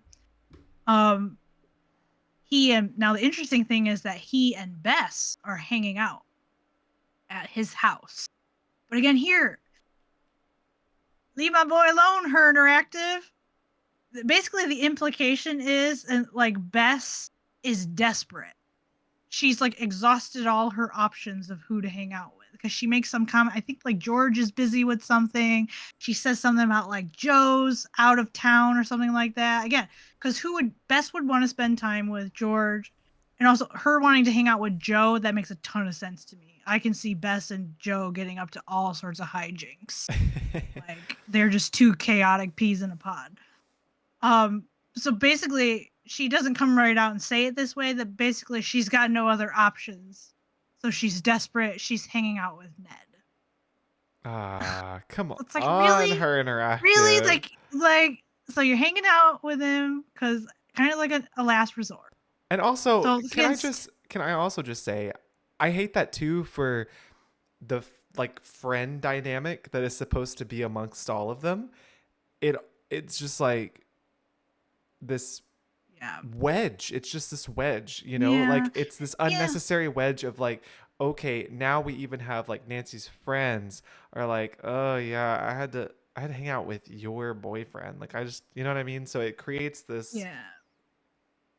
Yeah, and this it's like subtle. It's not like Bess just like says to his face like, "Oh my word, you're so boring. I can't believe I have to do." But still, the way she says it, it's like he wasn't her first option. Anyway, poor Ned. now in terms of the story parallels, this one to me, I'm not really sold on this one, but I will just mention it only because again, when you have two couples in a game, you can't help but compare them. Yeah. So, in the case of Ghost of Thornton Hall, like Ghost of Thornton Hall again has Ned and Nancy, but it also has Colton and Jesselyn. And Colton and Jesselyn, like they're dating basically because their families expect them to be together. Like there's kind of like political and material like reasons for them to be a pairing. It's like for advantageous reasons. But you also have like Colton is in love with another girl. And he's like, and Nancy finds that out. Like, ooh, Colton's talking to another girl. Like, does Jesselyn know about this? So I guess, if you want to make a comparison there between Ned and Nancy, well, you could draw attention to the fact that, like, Ned and Nancy, no one's forcing them to be together. There's no, like, political advantage to them. Like, they choose to be together. And you also, again, have this, like, there is zero concern. They don't raise a seed of doubt in this game. Like, Ned's hanging out with Bess, but, like, Bess is not a romantic threat. Like, at no point does this game imply, like, oh, Ned and Bess might be messing around. Like, there's no question about it. So again, like, whereas Colton's, he's not being faithful to Jesselyn, which granted Jesselyn doesn't really care.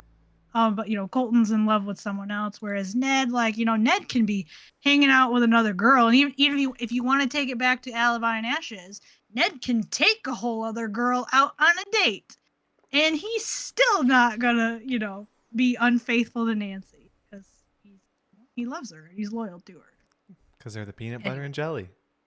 Yeah. So, but that's kind of like a mild. I don't think they don't really make a super big deal about Ned and Nancy in that game. But now we come to the other. Like, this, to me, this is the creme de la creme.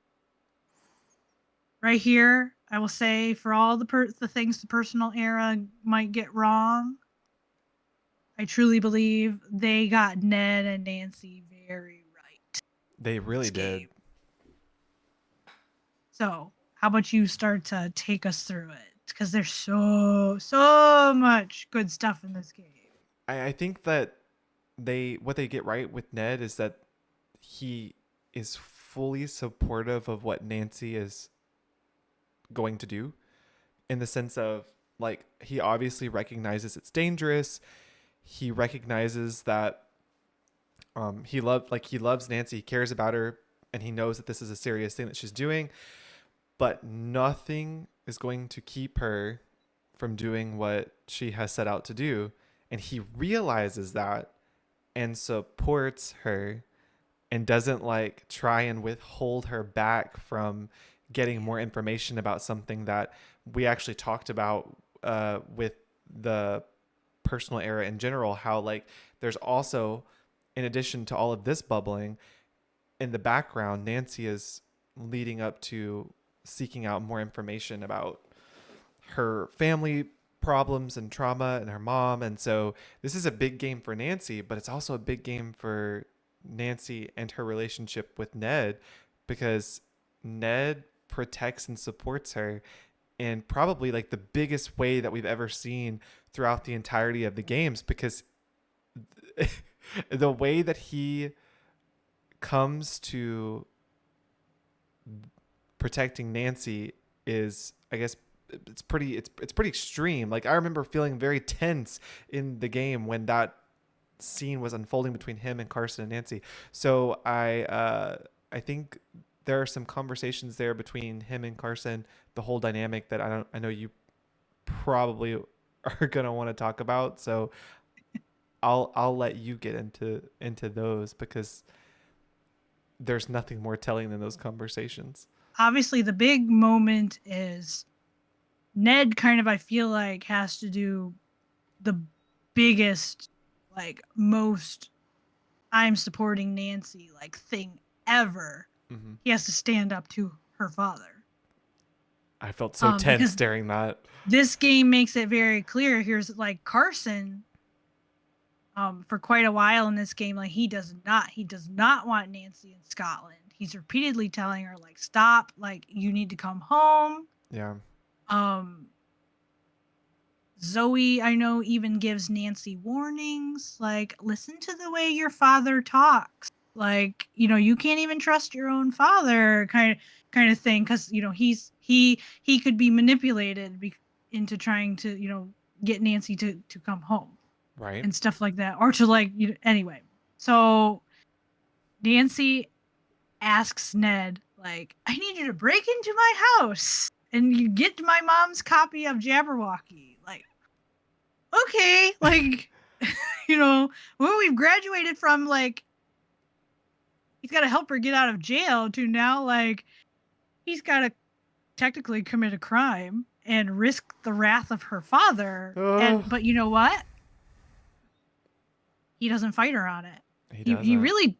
really doesn't push back at all. Like, are you kidding, Nancy? Like, there's no way I can do. He's kind of just like, all right, that's what you need me to do. And then you get that major phone call where, Carson caught him, and the whole "shut up, Ned." Anyway, but the big moment is like Ned. He stands up to Carson. Says like, I think you're wrong. Like you're handling this wrong. He basically says like, I know Nancy just as well as you do. Here's the difference. That's bold. Like, yes, that's bold. Statements. Yes, to tell her father, like, I know her just as well as you do. And basically Ned saying says, here's the difference. There's nothing I can do to make Nancy come home. Yeah. So, like what you said, he understands the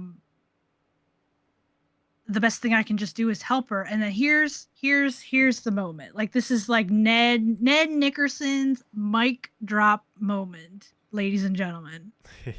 Is this line, if you've played this game, I'm sure you know it well. He says, my faith in her is stronger than my fear for her. Oh, good line. Which I will say, like, what a beautiful thing for him to say, especially because remember what we said about the experimental era? Her Interactive added this new layer to his character of he's very protective. Mm-hmm. He's always very concerned for Nancy's safety. Phantom of Venice specifically. Yes. For all of that concern he has for her, his faith in her is stronger. Like, you know what? I believe in her. She can, if anyone can do this, it's her. So even though I might be terrified of her being over there in Scotland, I'm just going to support her. I'm going to get her the information that she needs. Like, that's so like amazing. Like, I'm always like, Her Interactive, if only they had respected Ned's character like as much as they do in this game, we wouldn't have all of this drama. Yeah. Well, it's also on the flip side to that, talking about, Ned and his support for Nancy. It's also very, very heavy on Nancy's trust in Ned. Yes, that's a very important part too. Because sometimes I feel we don't want it to feel like it's an unbalanced relationship. Which is why this game does so well for the two of them and their relationship together. Yes. So I'm glad you brought that up. Well, you actually, her trusting him is a huge deal. Yeah, and you actually brought up a little bit of that in the beginning when you were talking about like Zoe's conversation that she's like, can you trust your father? There's a lot of like, should Nancy trust literally anybody in this game? Because anybody could be against her or on the other side or a secret spy, and like she doesn't know who to trust, and that gets planted around among the entire story of the game. But one thing that she does end up agreeing in the game is that Ned is her person, and that she trusts Ned and knows that he'll pull through and she can count on it. And and so like that's actually such a big game for the two of them in their relationship together, because you've got Ned, who is built up to, I think, understanding that like part of Nancy, which is Nancy's a very determined, maybe stubborn sometimes kind of person, and I'm not going to get in the way of that because I trust her. I believe in her. And Nancy is to the point of, really leaning on Ned and saying, I can't really do life without Ned. Like, Ned is my dependable, trustworthy in my life. Yeah. And if you remember this moment, like she even says something to him about like, Ned, like you're the person, you can make the promise that I need you to make. Like, like push me towards, even if it's dangerous, like keep pushing me, towards, what I need to know. Or I can't remember exactly what she says, but basically like she's telling him like, I trust you to like, you're not going to get in my way here. Like, even if it's dangerous, you're going to help keep encouraging me like towards the goal and towards finding out the information that I need to know. And, she doesn't, She has a lot of good conversations with Carson in this game, kind of Oh after they yeah. get past the initial like conflict, but still there's not those kind of conversations. Like they did save those big moments of like trust and stuff for that happens between her and Ned. And even also kind of going back to what I said about like Ned tells Carson point blank, like, I understand Nancy as well as you do. He's not just like talking and not backing his game up. Like he actually does demonstrate in this game that he does understand Nancy really well. And how they Yeah. really draw this out is he actually tells her pretty early into the game. He's like, Nancy, maybe you don't actually need to know how your mom died. Like you already know who she is. He tells her that. And then this game actually wraps up with basically that's the conclusion that Nancy herself reaches when all is said and done. Yeah. Because she never does actually get the specifics of how Kate died, but she writes her mom that closing letter and just says like, I know who you are. Like I always knew, and I just kind of forgot about it. So it's like Ned is the one person he understood that. Yeah. And I guess she wasn't ready to hear that yet when he said it, but he called it. Yeah. So I don't know, it's just amazing. This game, again, to me, it feels very clear. They want you to look at Ned and Nancy versus Carson and Kate. Yes. So Carson, he did not support Kate making that final trip to Scotland, to the point that they got in that huge argument about it that Nancy overheard. Flip side, Ned, despite whatever terror he felt inside, like she might die while she's over there, he set it aside. He's like, I know, like she's got to do this. I can't change her mind, so I'm just gonna help her as best I can. Yeah. So yeah, just that supportiveness.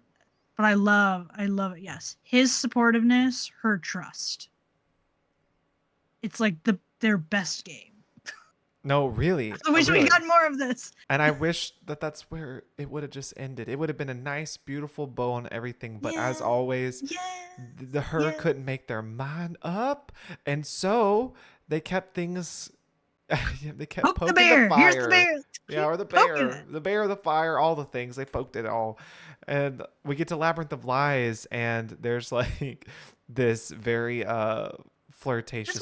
This one's relatively harmless. Yeah, no. It really isn't like how they continued. It's how they ended. Yeah. Yes.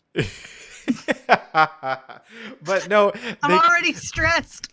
They continued with Labyrinth of Lies, right? And you've got Grigor. Grigor's like this really flirty character, and asked Nancy, like, "Hey, if you're interested in being more than friends, hey, And so Nancy's not open to that because she's got a boyfriend. Okay, that's good, Nancy. Oh, we've graduated from the Dave Gregory problem. We can actually tell other men that we have a boyfriend. Which maybe after going through the absolute trauma unpacking that was Silent Spy, maybe she finally is like, oh yeah, Ned, that's my guy. That's my guy. So that was Labyrinth of Lies. I wish. But then we get to Sea of Darkness, and again, now we're back. Drama. Remember with Personal More Arrow, drama we than a high start school with the drama and we end with the drama. So, Sea of Darkness. First of all, yes.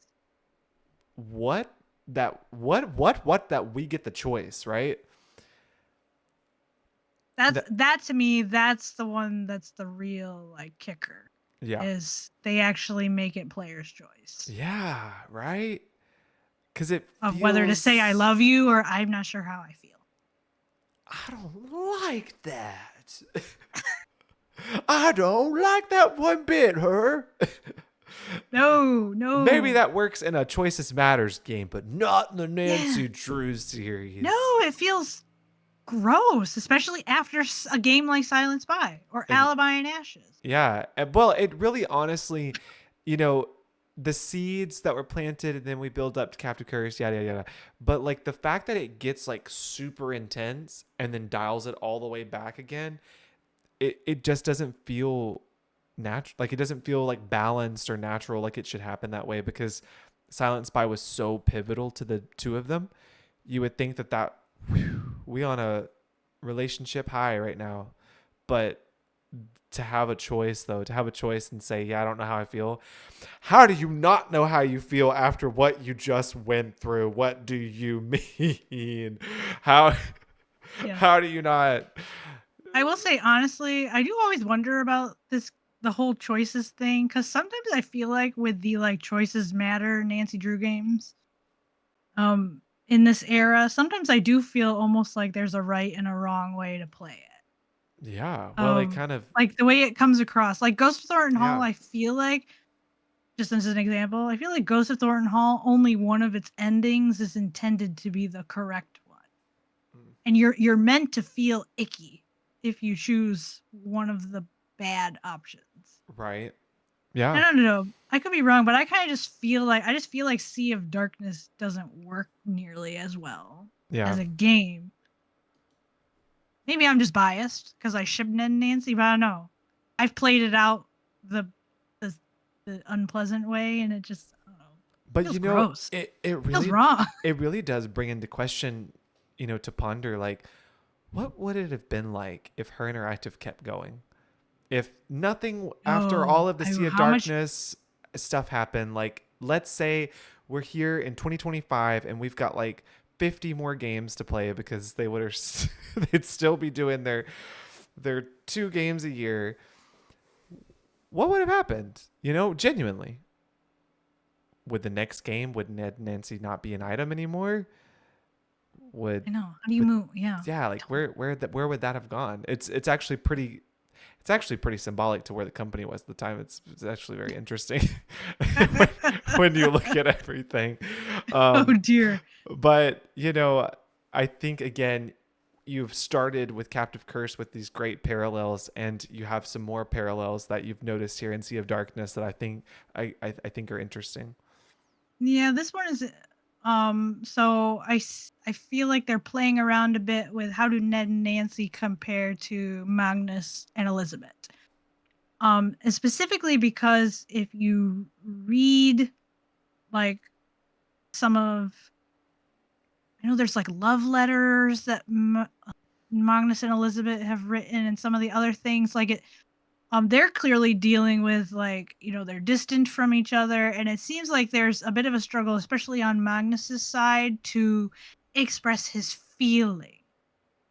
I want to say very specifically like Elizabeth kind of mentions like she wants him to be it feels like she's trying to get him to be more open with his feeling, which I think is interesting only because Sea of Darkness kind of makes a big deal about Ned and Nancy both like can they both say verbalize I love you in this game.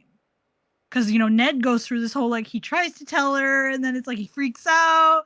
So he gets all weird and she's like, Ned, you're being weird. Call me back. And then he finally does, and then he outs with it. So he's finally like and he talks about like I'm not gonna let fear hold me back anymore. That, one day I'm gonna get some call that like something happened to you, like, you know, so again, all that like protectiveness he Which also feels. again after Spy. Yeah, I don't know. Yeah, you make such a good point. Silent Spy was the pinnacle game. Who knows? Like, what's going on after all that? I don't know. They just making things up.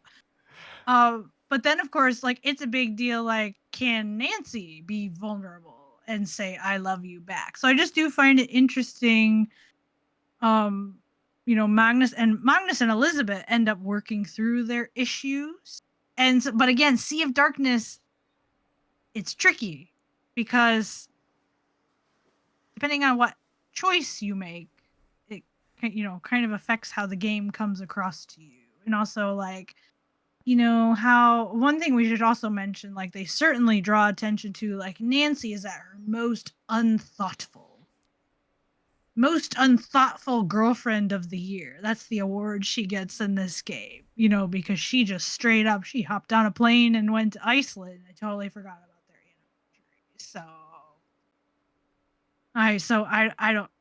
I don't know. Yeah. It's a mess. Always everything's back to mess. It's like, and that's why I said as we dove into this era, like this era drives me crazy, Carter, because it's like highs and lows. How do you get from like Alibi and Ashes to Deadly Device, Silent Spy, Sea of Darkness, and like Sea of Darkness, like it should be a really feel good moment. Them exchanging "I love yous," but I don't know. It's I don't know. It's icky because like you can see like there's always they give the player the choice like to be mean. Yeah. So it's like I don't know. It's like Well, I don't know. And then it didn't get better. Still didn't get better. I mean, I know. I was going to say, like, well, maybe we could rely on the modern era, but no, we can't. Have we made it? I think hopefully we've made it clear, very clear at this point. Like, we not too happy with her interact. Well, here's the deal: now we're really not happy with him. Well, here's the deal: is that in Midnight in Salem, right? Like, now, of course, given the company's history as to what happened after Sea of Darkness, now we're getting to this game, and the question I think that I know I had in my mind going into Midnight in Salem was like, oh, what happened after Sea of Darkness? Like, yeah, and me too. I think a lot of fans did, because Sea of Darkness did almost kind of leave you with like an emptiness of like, oh, what happens, because it doesn't like fully get to like, yes, they give you the choice, but how does this play out post the game, right? Like, of course, Nancy goes back home. Like, what's going to happen, right? Well, the game opens up and Nancy has an opening letter to why are you hiding? What's hiding under there? Nancy is opening up the game with a letter to Ned. Okay. She's done this before, right? Perfectly innocent. Yes. In mini games. I didn't think anything of it. Turns out that they led me into a trap. They've actually both been really busy and they've hardly been talking to each other.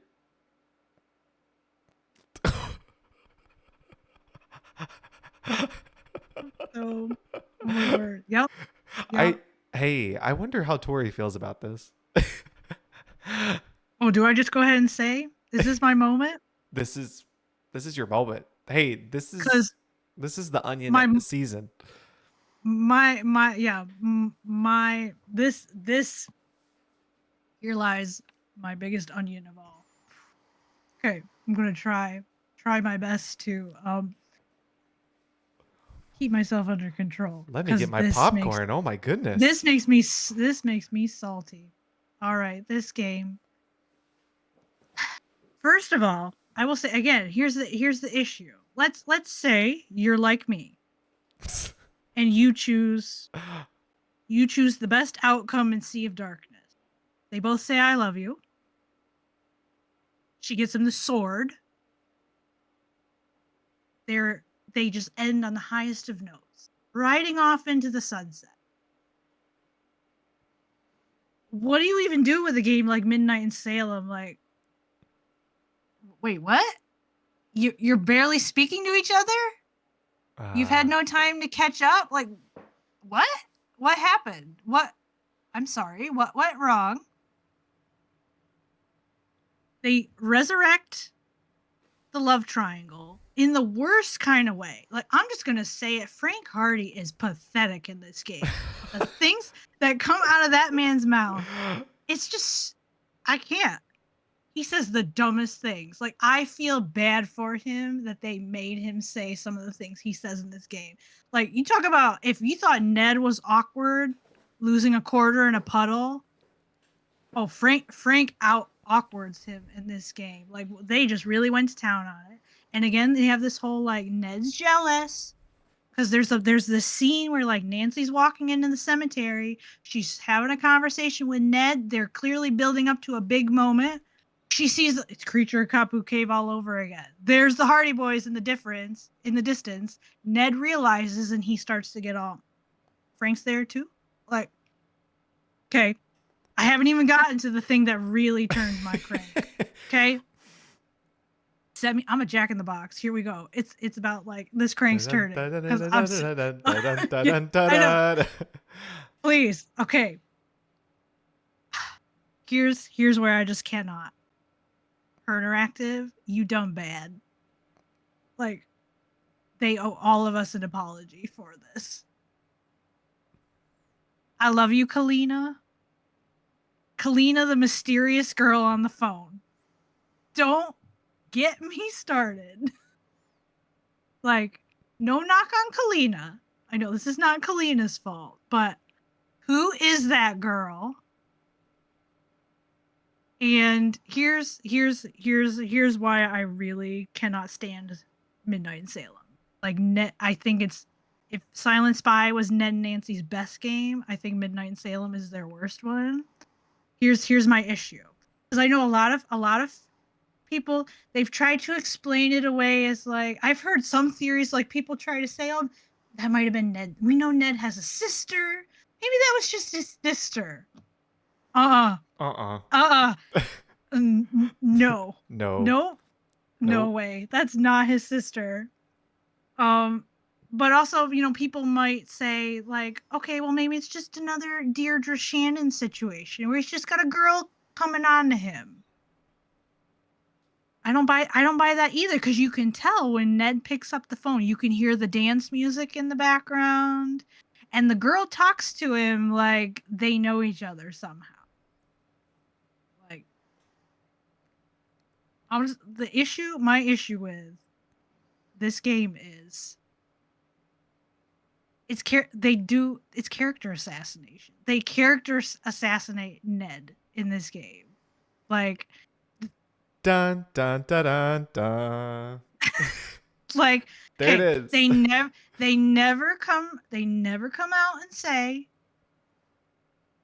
there's never any confirmation that Ned's being unfaithful or messing around. There's never any, and it doesn't come up again in terms of like, the girl doesn't come up later in the game as potentially being a threat. But I just feel like Her Interactive was clearly, they were just really sowing seeds of doubt in terms of like, seems like Ned and Nancy's situation is like so on the rocks right now because they haven't had time for each other that, I don't know, Nancy, like, you might be about to lose him. And I hate that because, again, like, Ned, he would never. He just wouldn't. He wouldn't. I just don't even believe for a second he'd even allow himself to be in that situation where, like, a girl could be all over him like that while he's trying to talk to Nancy on the phone.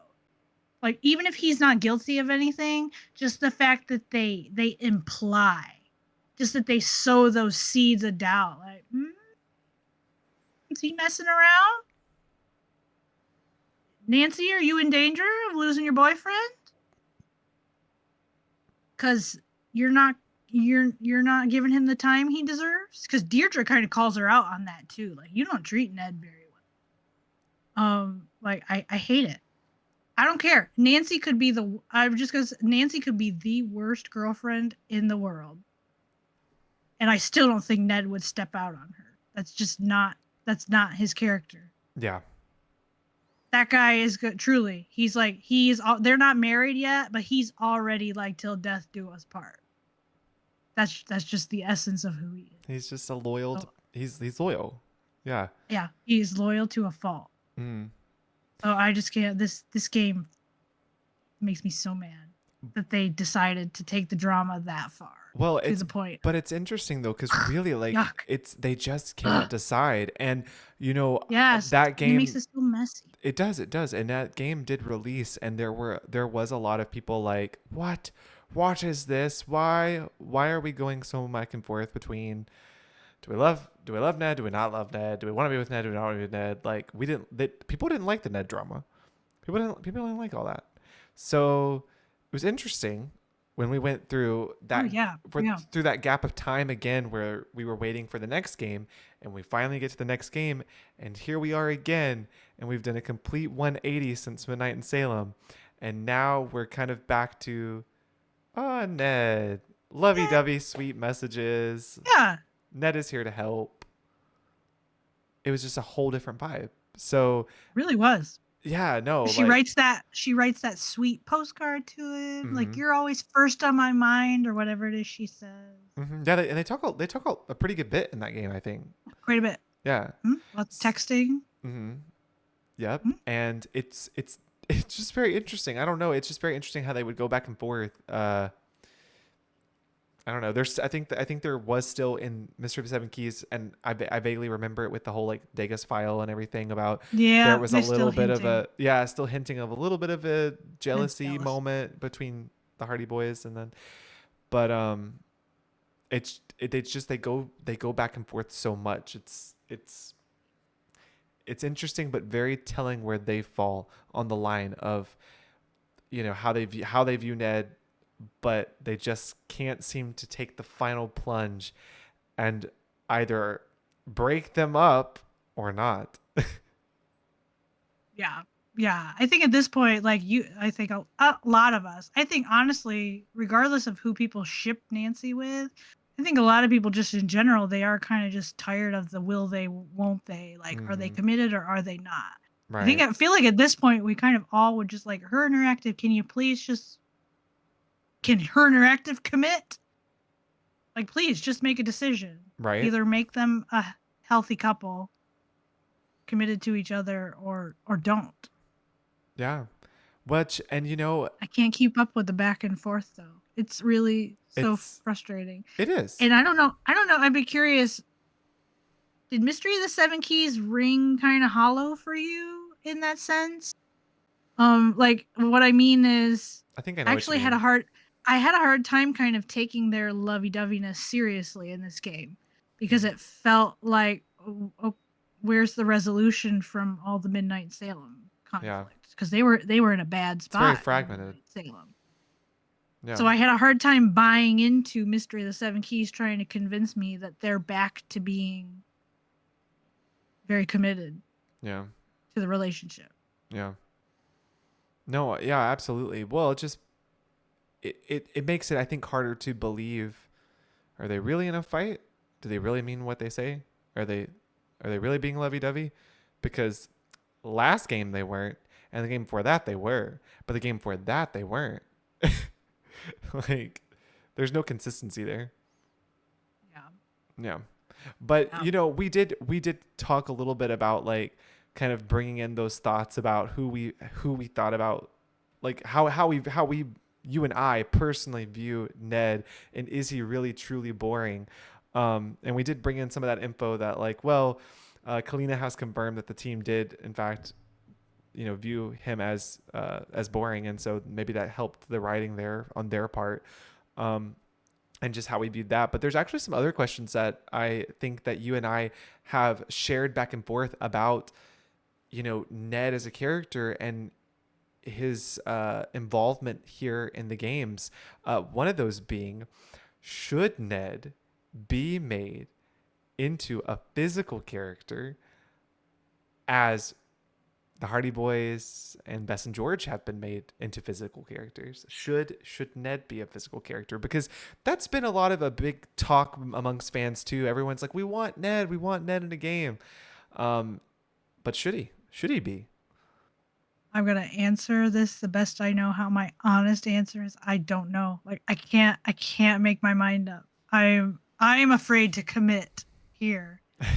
And more so it's because I deep down, like, yes, I so badly, I know in my heart of hearts, like, I would love to see Ned as a physical game character. Like, I genuinely was.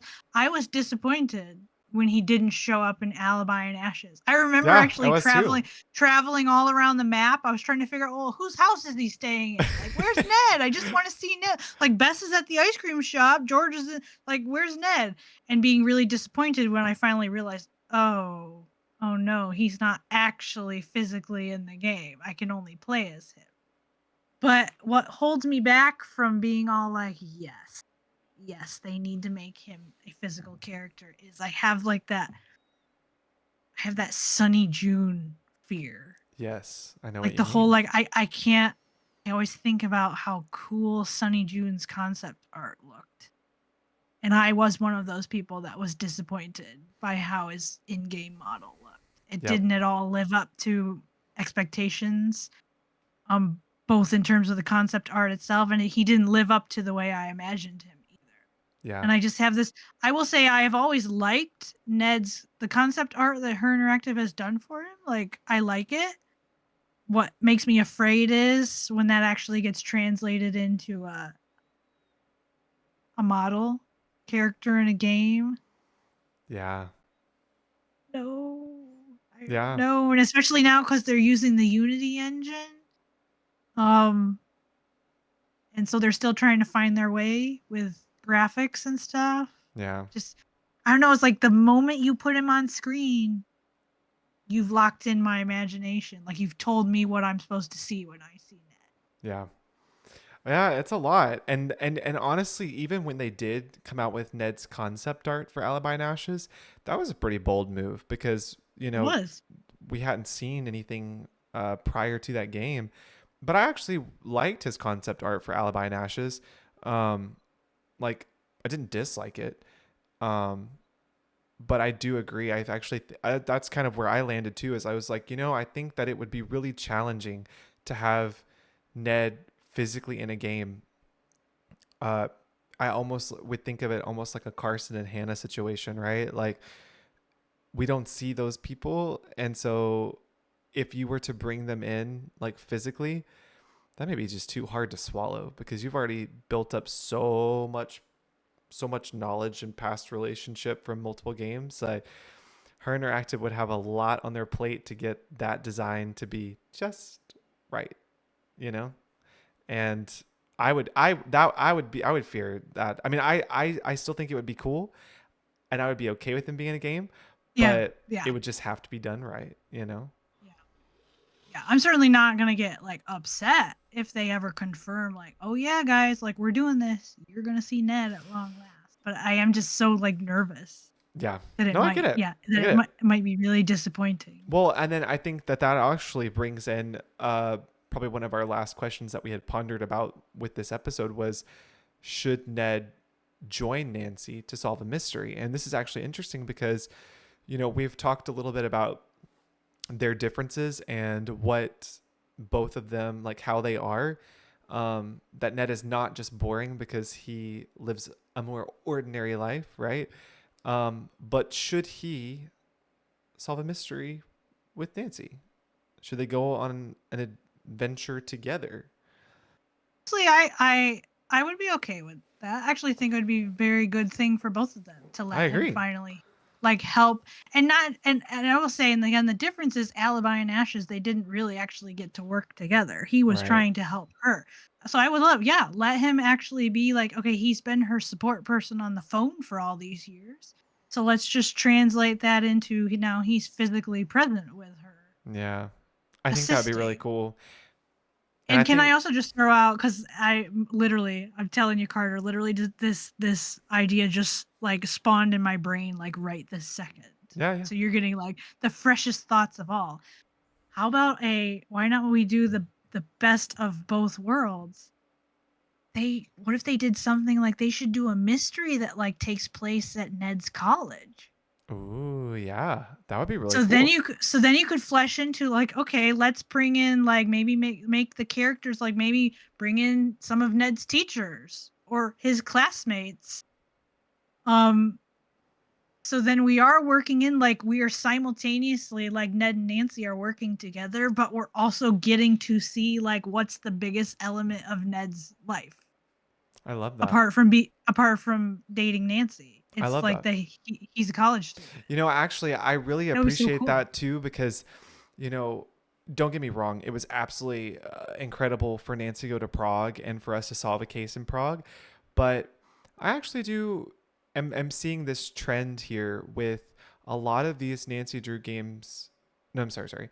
A lot of these fans that are creating their own games that are similar to Nancy Drew, and a lot of them are set in like a very like small town, like, it's not like they're going on this big giant grand like out there adventure. So I think it would be really cool and like a return to form if, oh, yeah, what if Nancy and Ned can go more to like a small town mystery like his college and solve something there, and then also kind of like rekindle all of the wrongdoings of relationships we've had in these past games, and finally they can be together, work together, come to terms on some things, maybe have this huge realization conversation, even Yeah. though we did get that Pinnacle one in Spy, but maybe we'll just bring it back. We'll just tie it all back around and be like, well, All you right. remember Yep. in Germany when we had our first fight, and remember when that would be so awesome. We could just bring it all in together.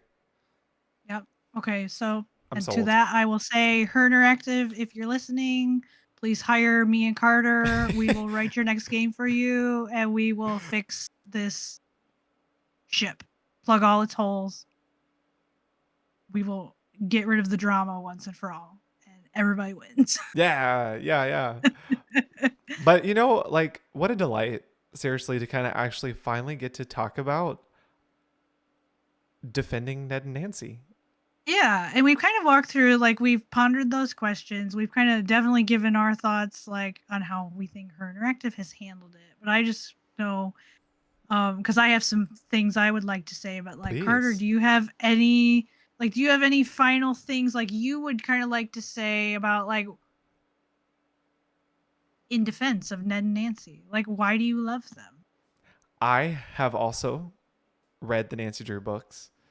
Um, Interestingly, I was getting into the games right around the time that I was like hearing about and getting into the books, like almost the same time. And I never really had a picture of Nancy with anybody else. It was always like Ned and Nancy. Like they were always them two together. And you know, I've never really pictured that Nancy needed another person to match her level of curiosity or adventure. I think she is independent enough that she doesn't need that to be sought out in a partner. Um, and that her and Ned just genuinely, truly, like in my opinion, in my onion, they just make sense together. That's they just do. And I honestly, going back to the Silent Spy and having that parallel between Carson and Kate and Ned and Nancy, you know, Nancy is probably seeing a lot of qualities in Ned that she probably views in her own father, and that's probably important to her.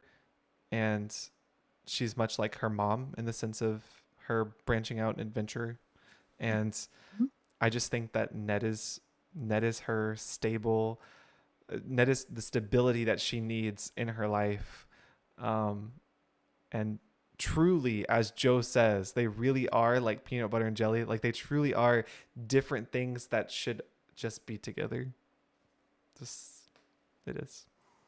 So that's my onion. Yeah, so I'm also with you in terms of like certainly my Ned Nancy perspective is shaped by what I know from the books. So prior to playing the series, I had read several of the classic yellow hardbacks. And obviously like Ned and Nancy are an established, like solid couple. Like it just is what it is. Like Nancy's out detectiving and Ned's her boyfriend. And sometimes he's involved with the cases and he helps. And that's that. So I will admit, like, so I came into the games like, duh, like, Ned's her boyfriend. Like, don't mess with a good thing. So, like, I will admit, like, there's a certain amount of just like bias there. Like, yeah, like they're classic. They're peanut butter and jelly. Like, it works for a reason. Don't mess with it. But also more so, the reason why I just really love Ned and Nancy together and will always come to their defense. And you know this about me, and honestly, I think our listeners know this about me at this point, is that I am always concerned with like what's going to give me a good story. Like I want the best story. And just in Ned and Nancy, I just see so many there's so many things in the storytelling that I just think work really well when you have them as a couple. So I will just say one thing. I'm gonna make a statement that technically, like, this is a very loaded statement that I'm about to make with way more background to it than I could possibly explain in this podcast. But I will just say so people understand where I'm coming from. Because one thing I've noticed is that the fandom usually talks about Ned and Nancy. They talk about them as though they're a real life couple. Like if Ned and Nancy were real people, and this is really what they were like as boyfriend and girlfriend, and the argument always is, guys, this is not a healthy relationship. Like they got to do something about this. Like you'll hear things like Nancy needs therapy. Ned needs to advocate for himself. Like Nancy needs to be more thoughtful. Like all those sort of things.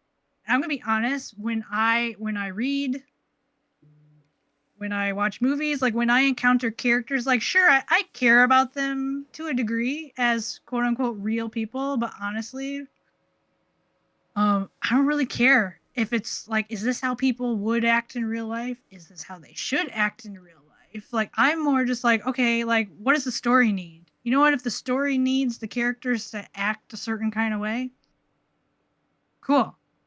Let them act that way. And what I don't, when I say that, what I don't mean is like, I don't need like drama for the sake of drama. I don't need conflict because good stories are supposed to have conflict.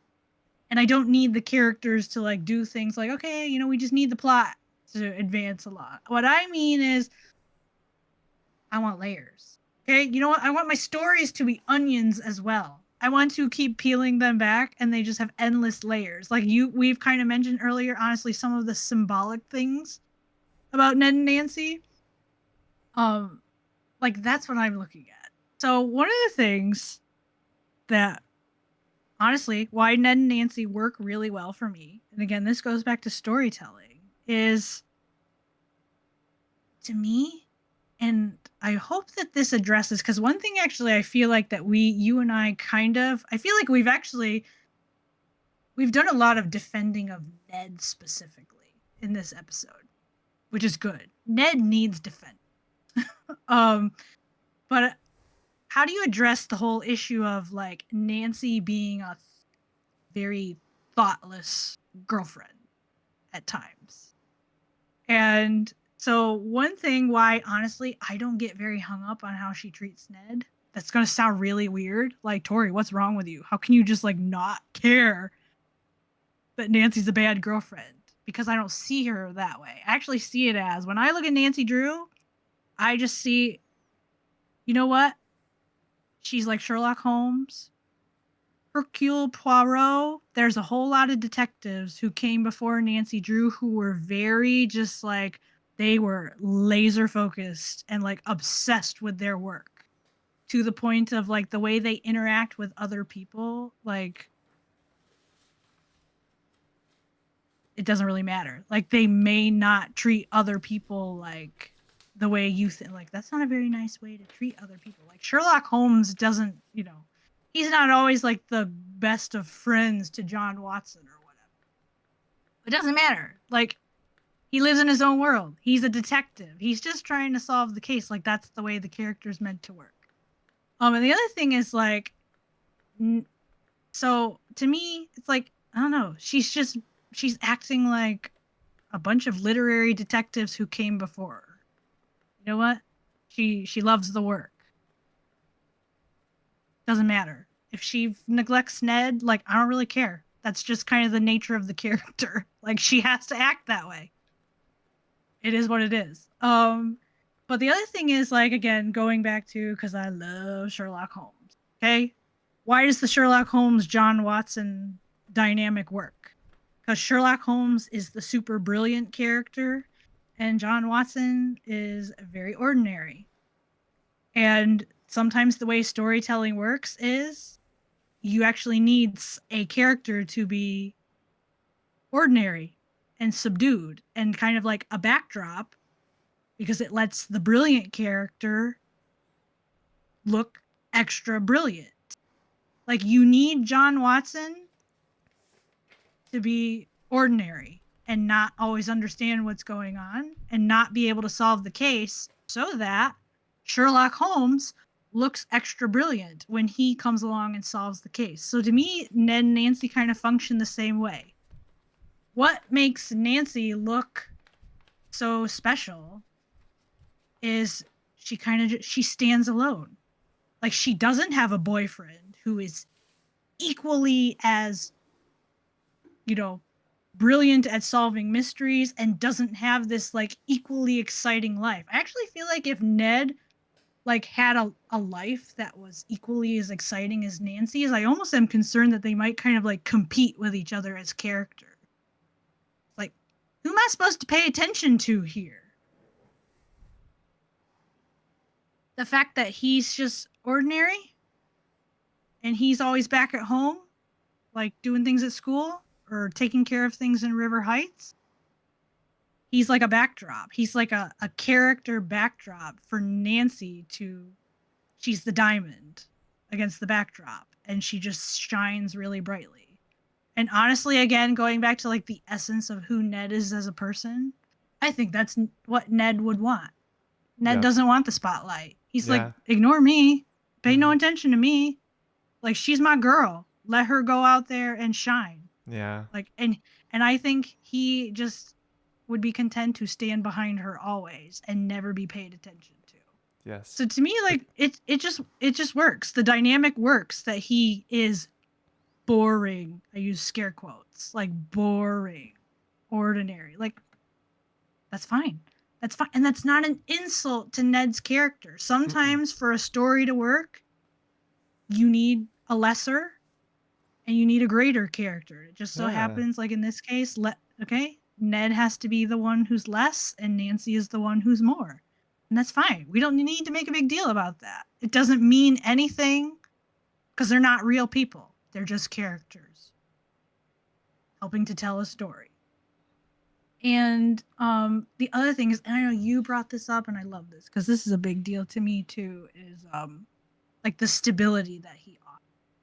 Because I will say, again, not to, and I'm just going to use this only because it's the best example. Like Frank and, like, say for instance, Frank and Nancy, that pairing to me, I don't think you'd get as exciting of a story out of it because they're already very similar as characters. They're both excellent detectives. They're always out on adventures, like solving big mysteries.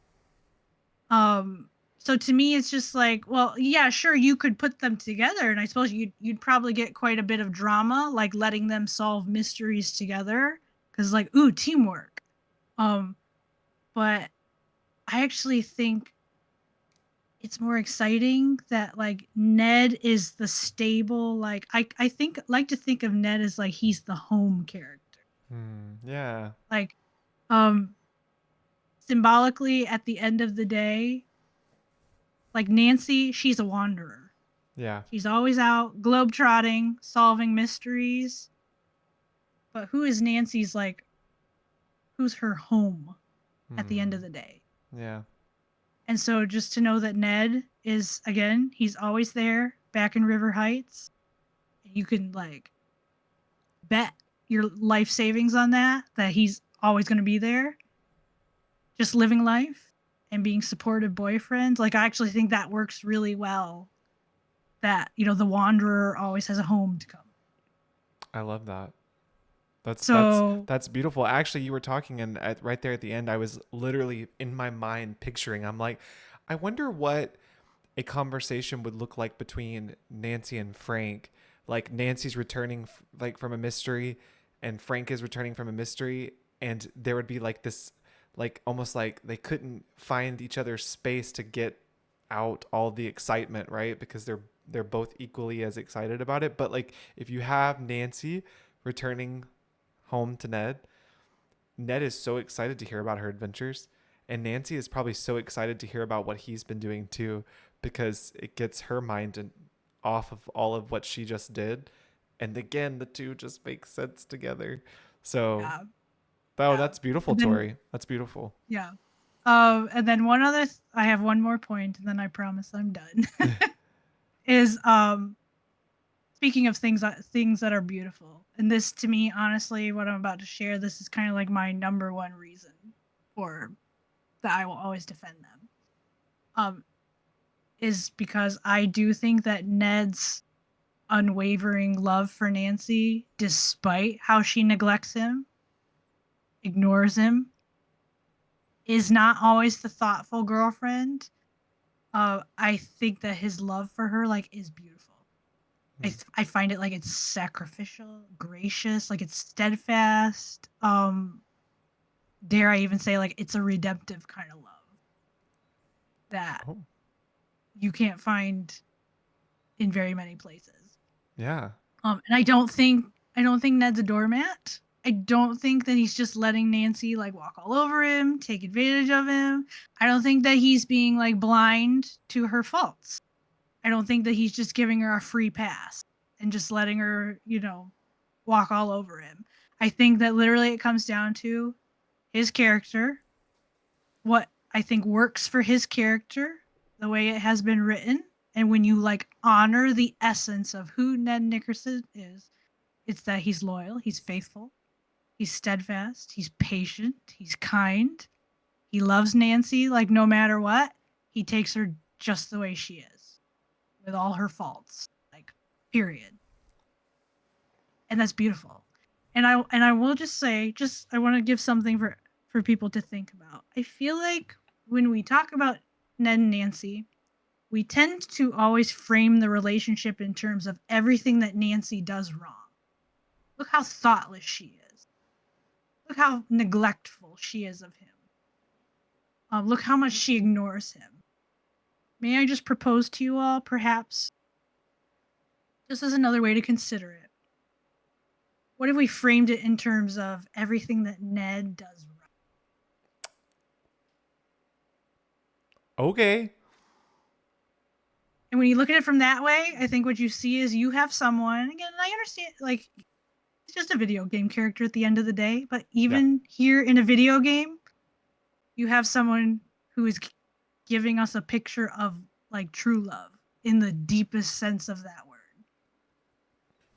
And I'm just, again, I'm not trying to excuse the way Her Interactive has let Nancy treat Ned throughout the series. But again, I was talking about like Ned being ordinary allows Nancy to shine in her brilliance. Yeah, yeah, yeah. There's a sense in which Nancy being so thoughtless allows Ned to shine in his faithfulness. Come on, Tori. Come on. Like, I don't think you really don't understand the depth of how amazing a character he is until you see him in these situations where, you know what, he loves someone who sometimes does treat him like garbage. Oh, and that is it right there. Oh my Like, I don't know what else. gosh. So I'm just gonna leave it at that. Wow. That's the best I can say about why I love them. That's It my really just that's kind of my favorite thing you've ever said. I'm oh really? serious. Wow. No, I'm so serious. And we've done 9 episodes already before, and that was my favorite thing you've ever said. Wow, that was beautiful, Tori. That was beautiful. Thank you. Yeah. Yeah. And with that, I must Mhm. say that I appreciate your onion. And I appreciate yours. Your onion is valued here, and yeah, no, wow. I mean, that's beautiful. That is beautiful. Thanks. Thanks. I did labor carefully over how to word that. So thank you. No, that was wonderful. And I can't believe, like, wow, that we're here we are, and we're kicking off season 2 in the best way we know how, talking about Ned and Nancy. It didn't get any better Yeah. of an intro to season 2 No. than this. I'm so glad we started this way. I am And I'm too. so excited about what's to come because we got to talk about what's happening next week. Oh, yes, next week. Oh, my goodness. Are you guys ready for this? Next week is all about.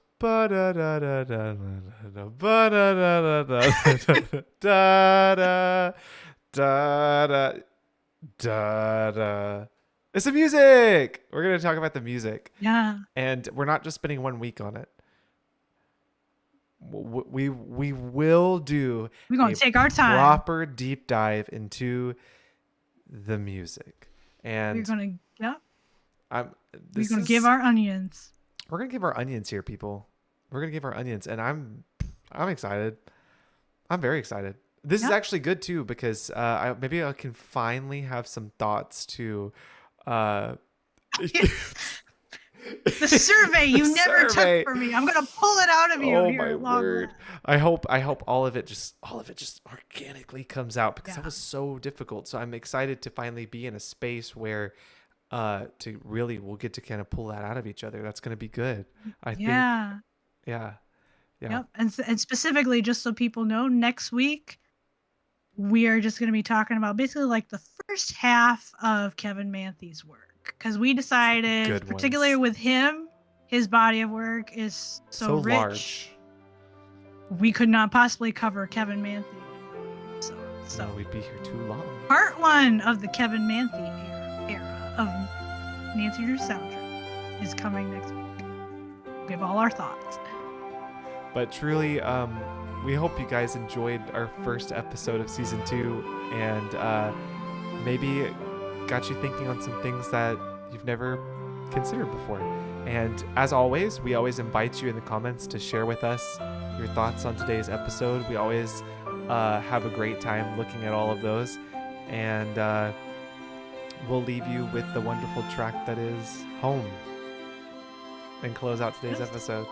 We'll see you guys next week. Bye, everyone. Thanks for tuning in. Bye, guys.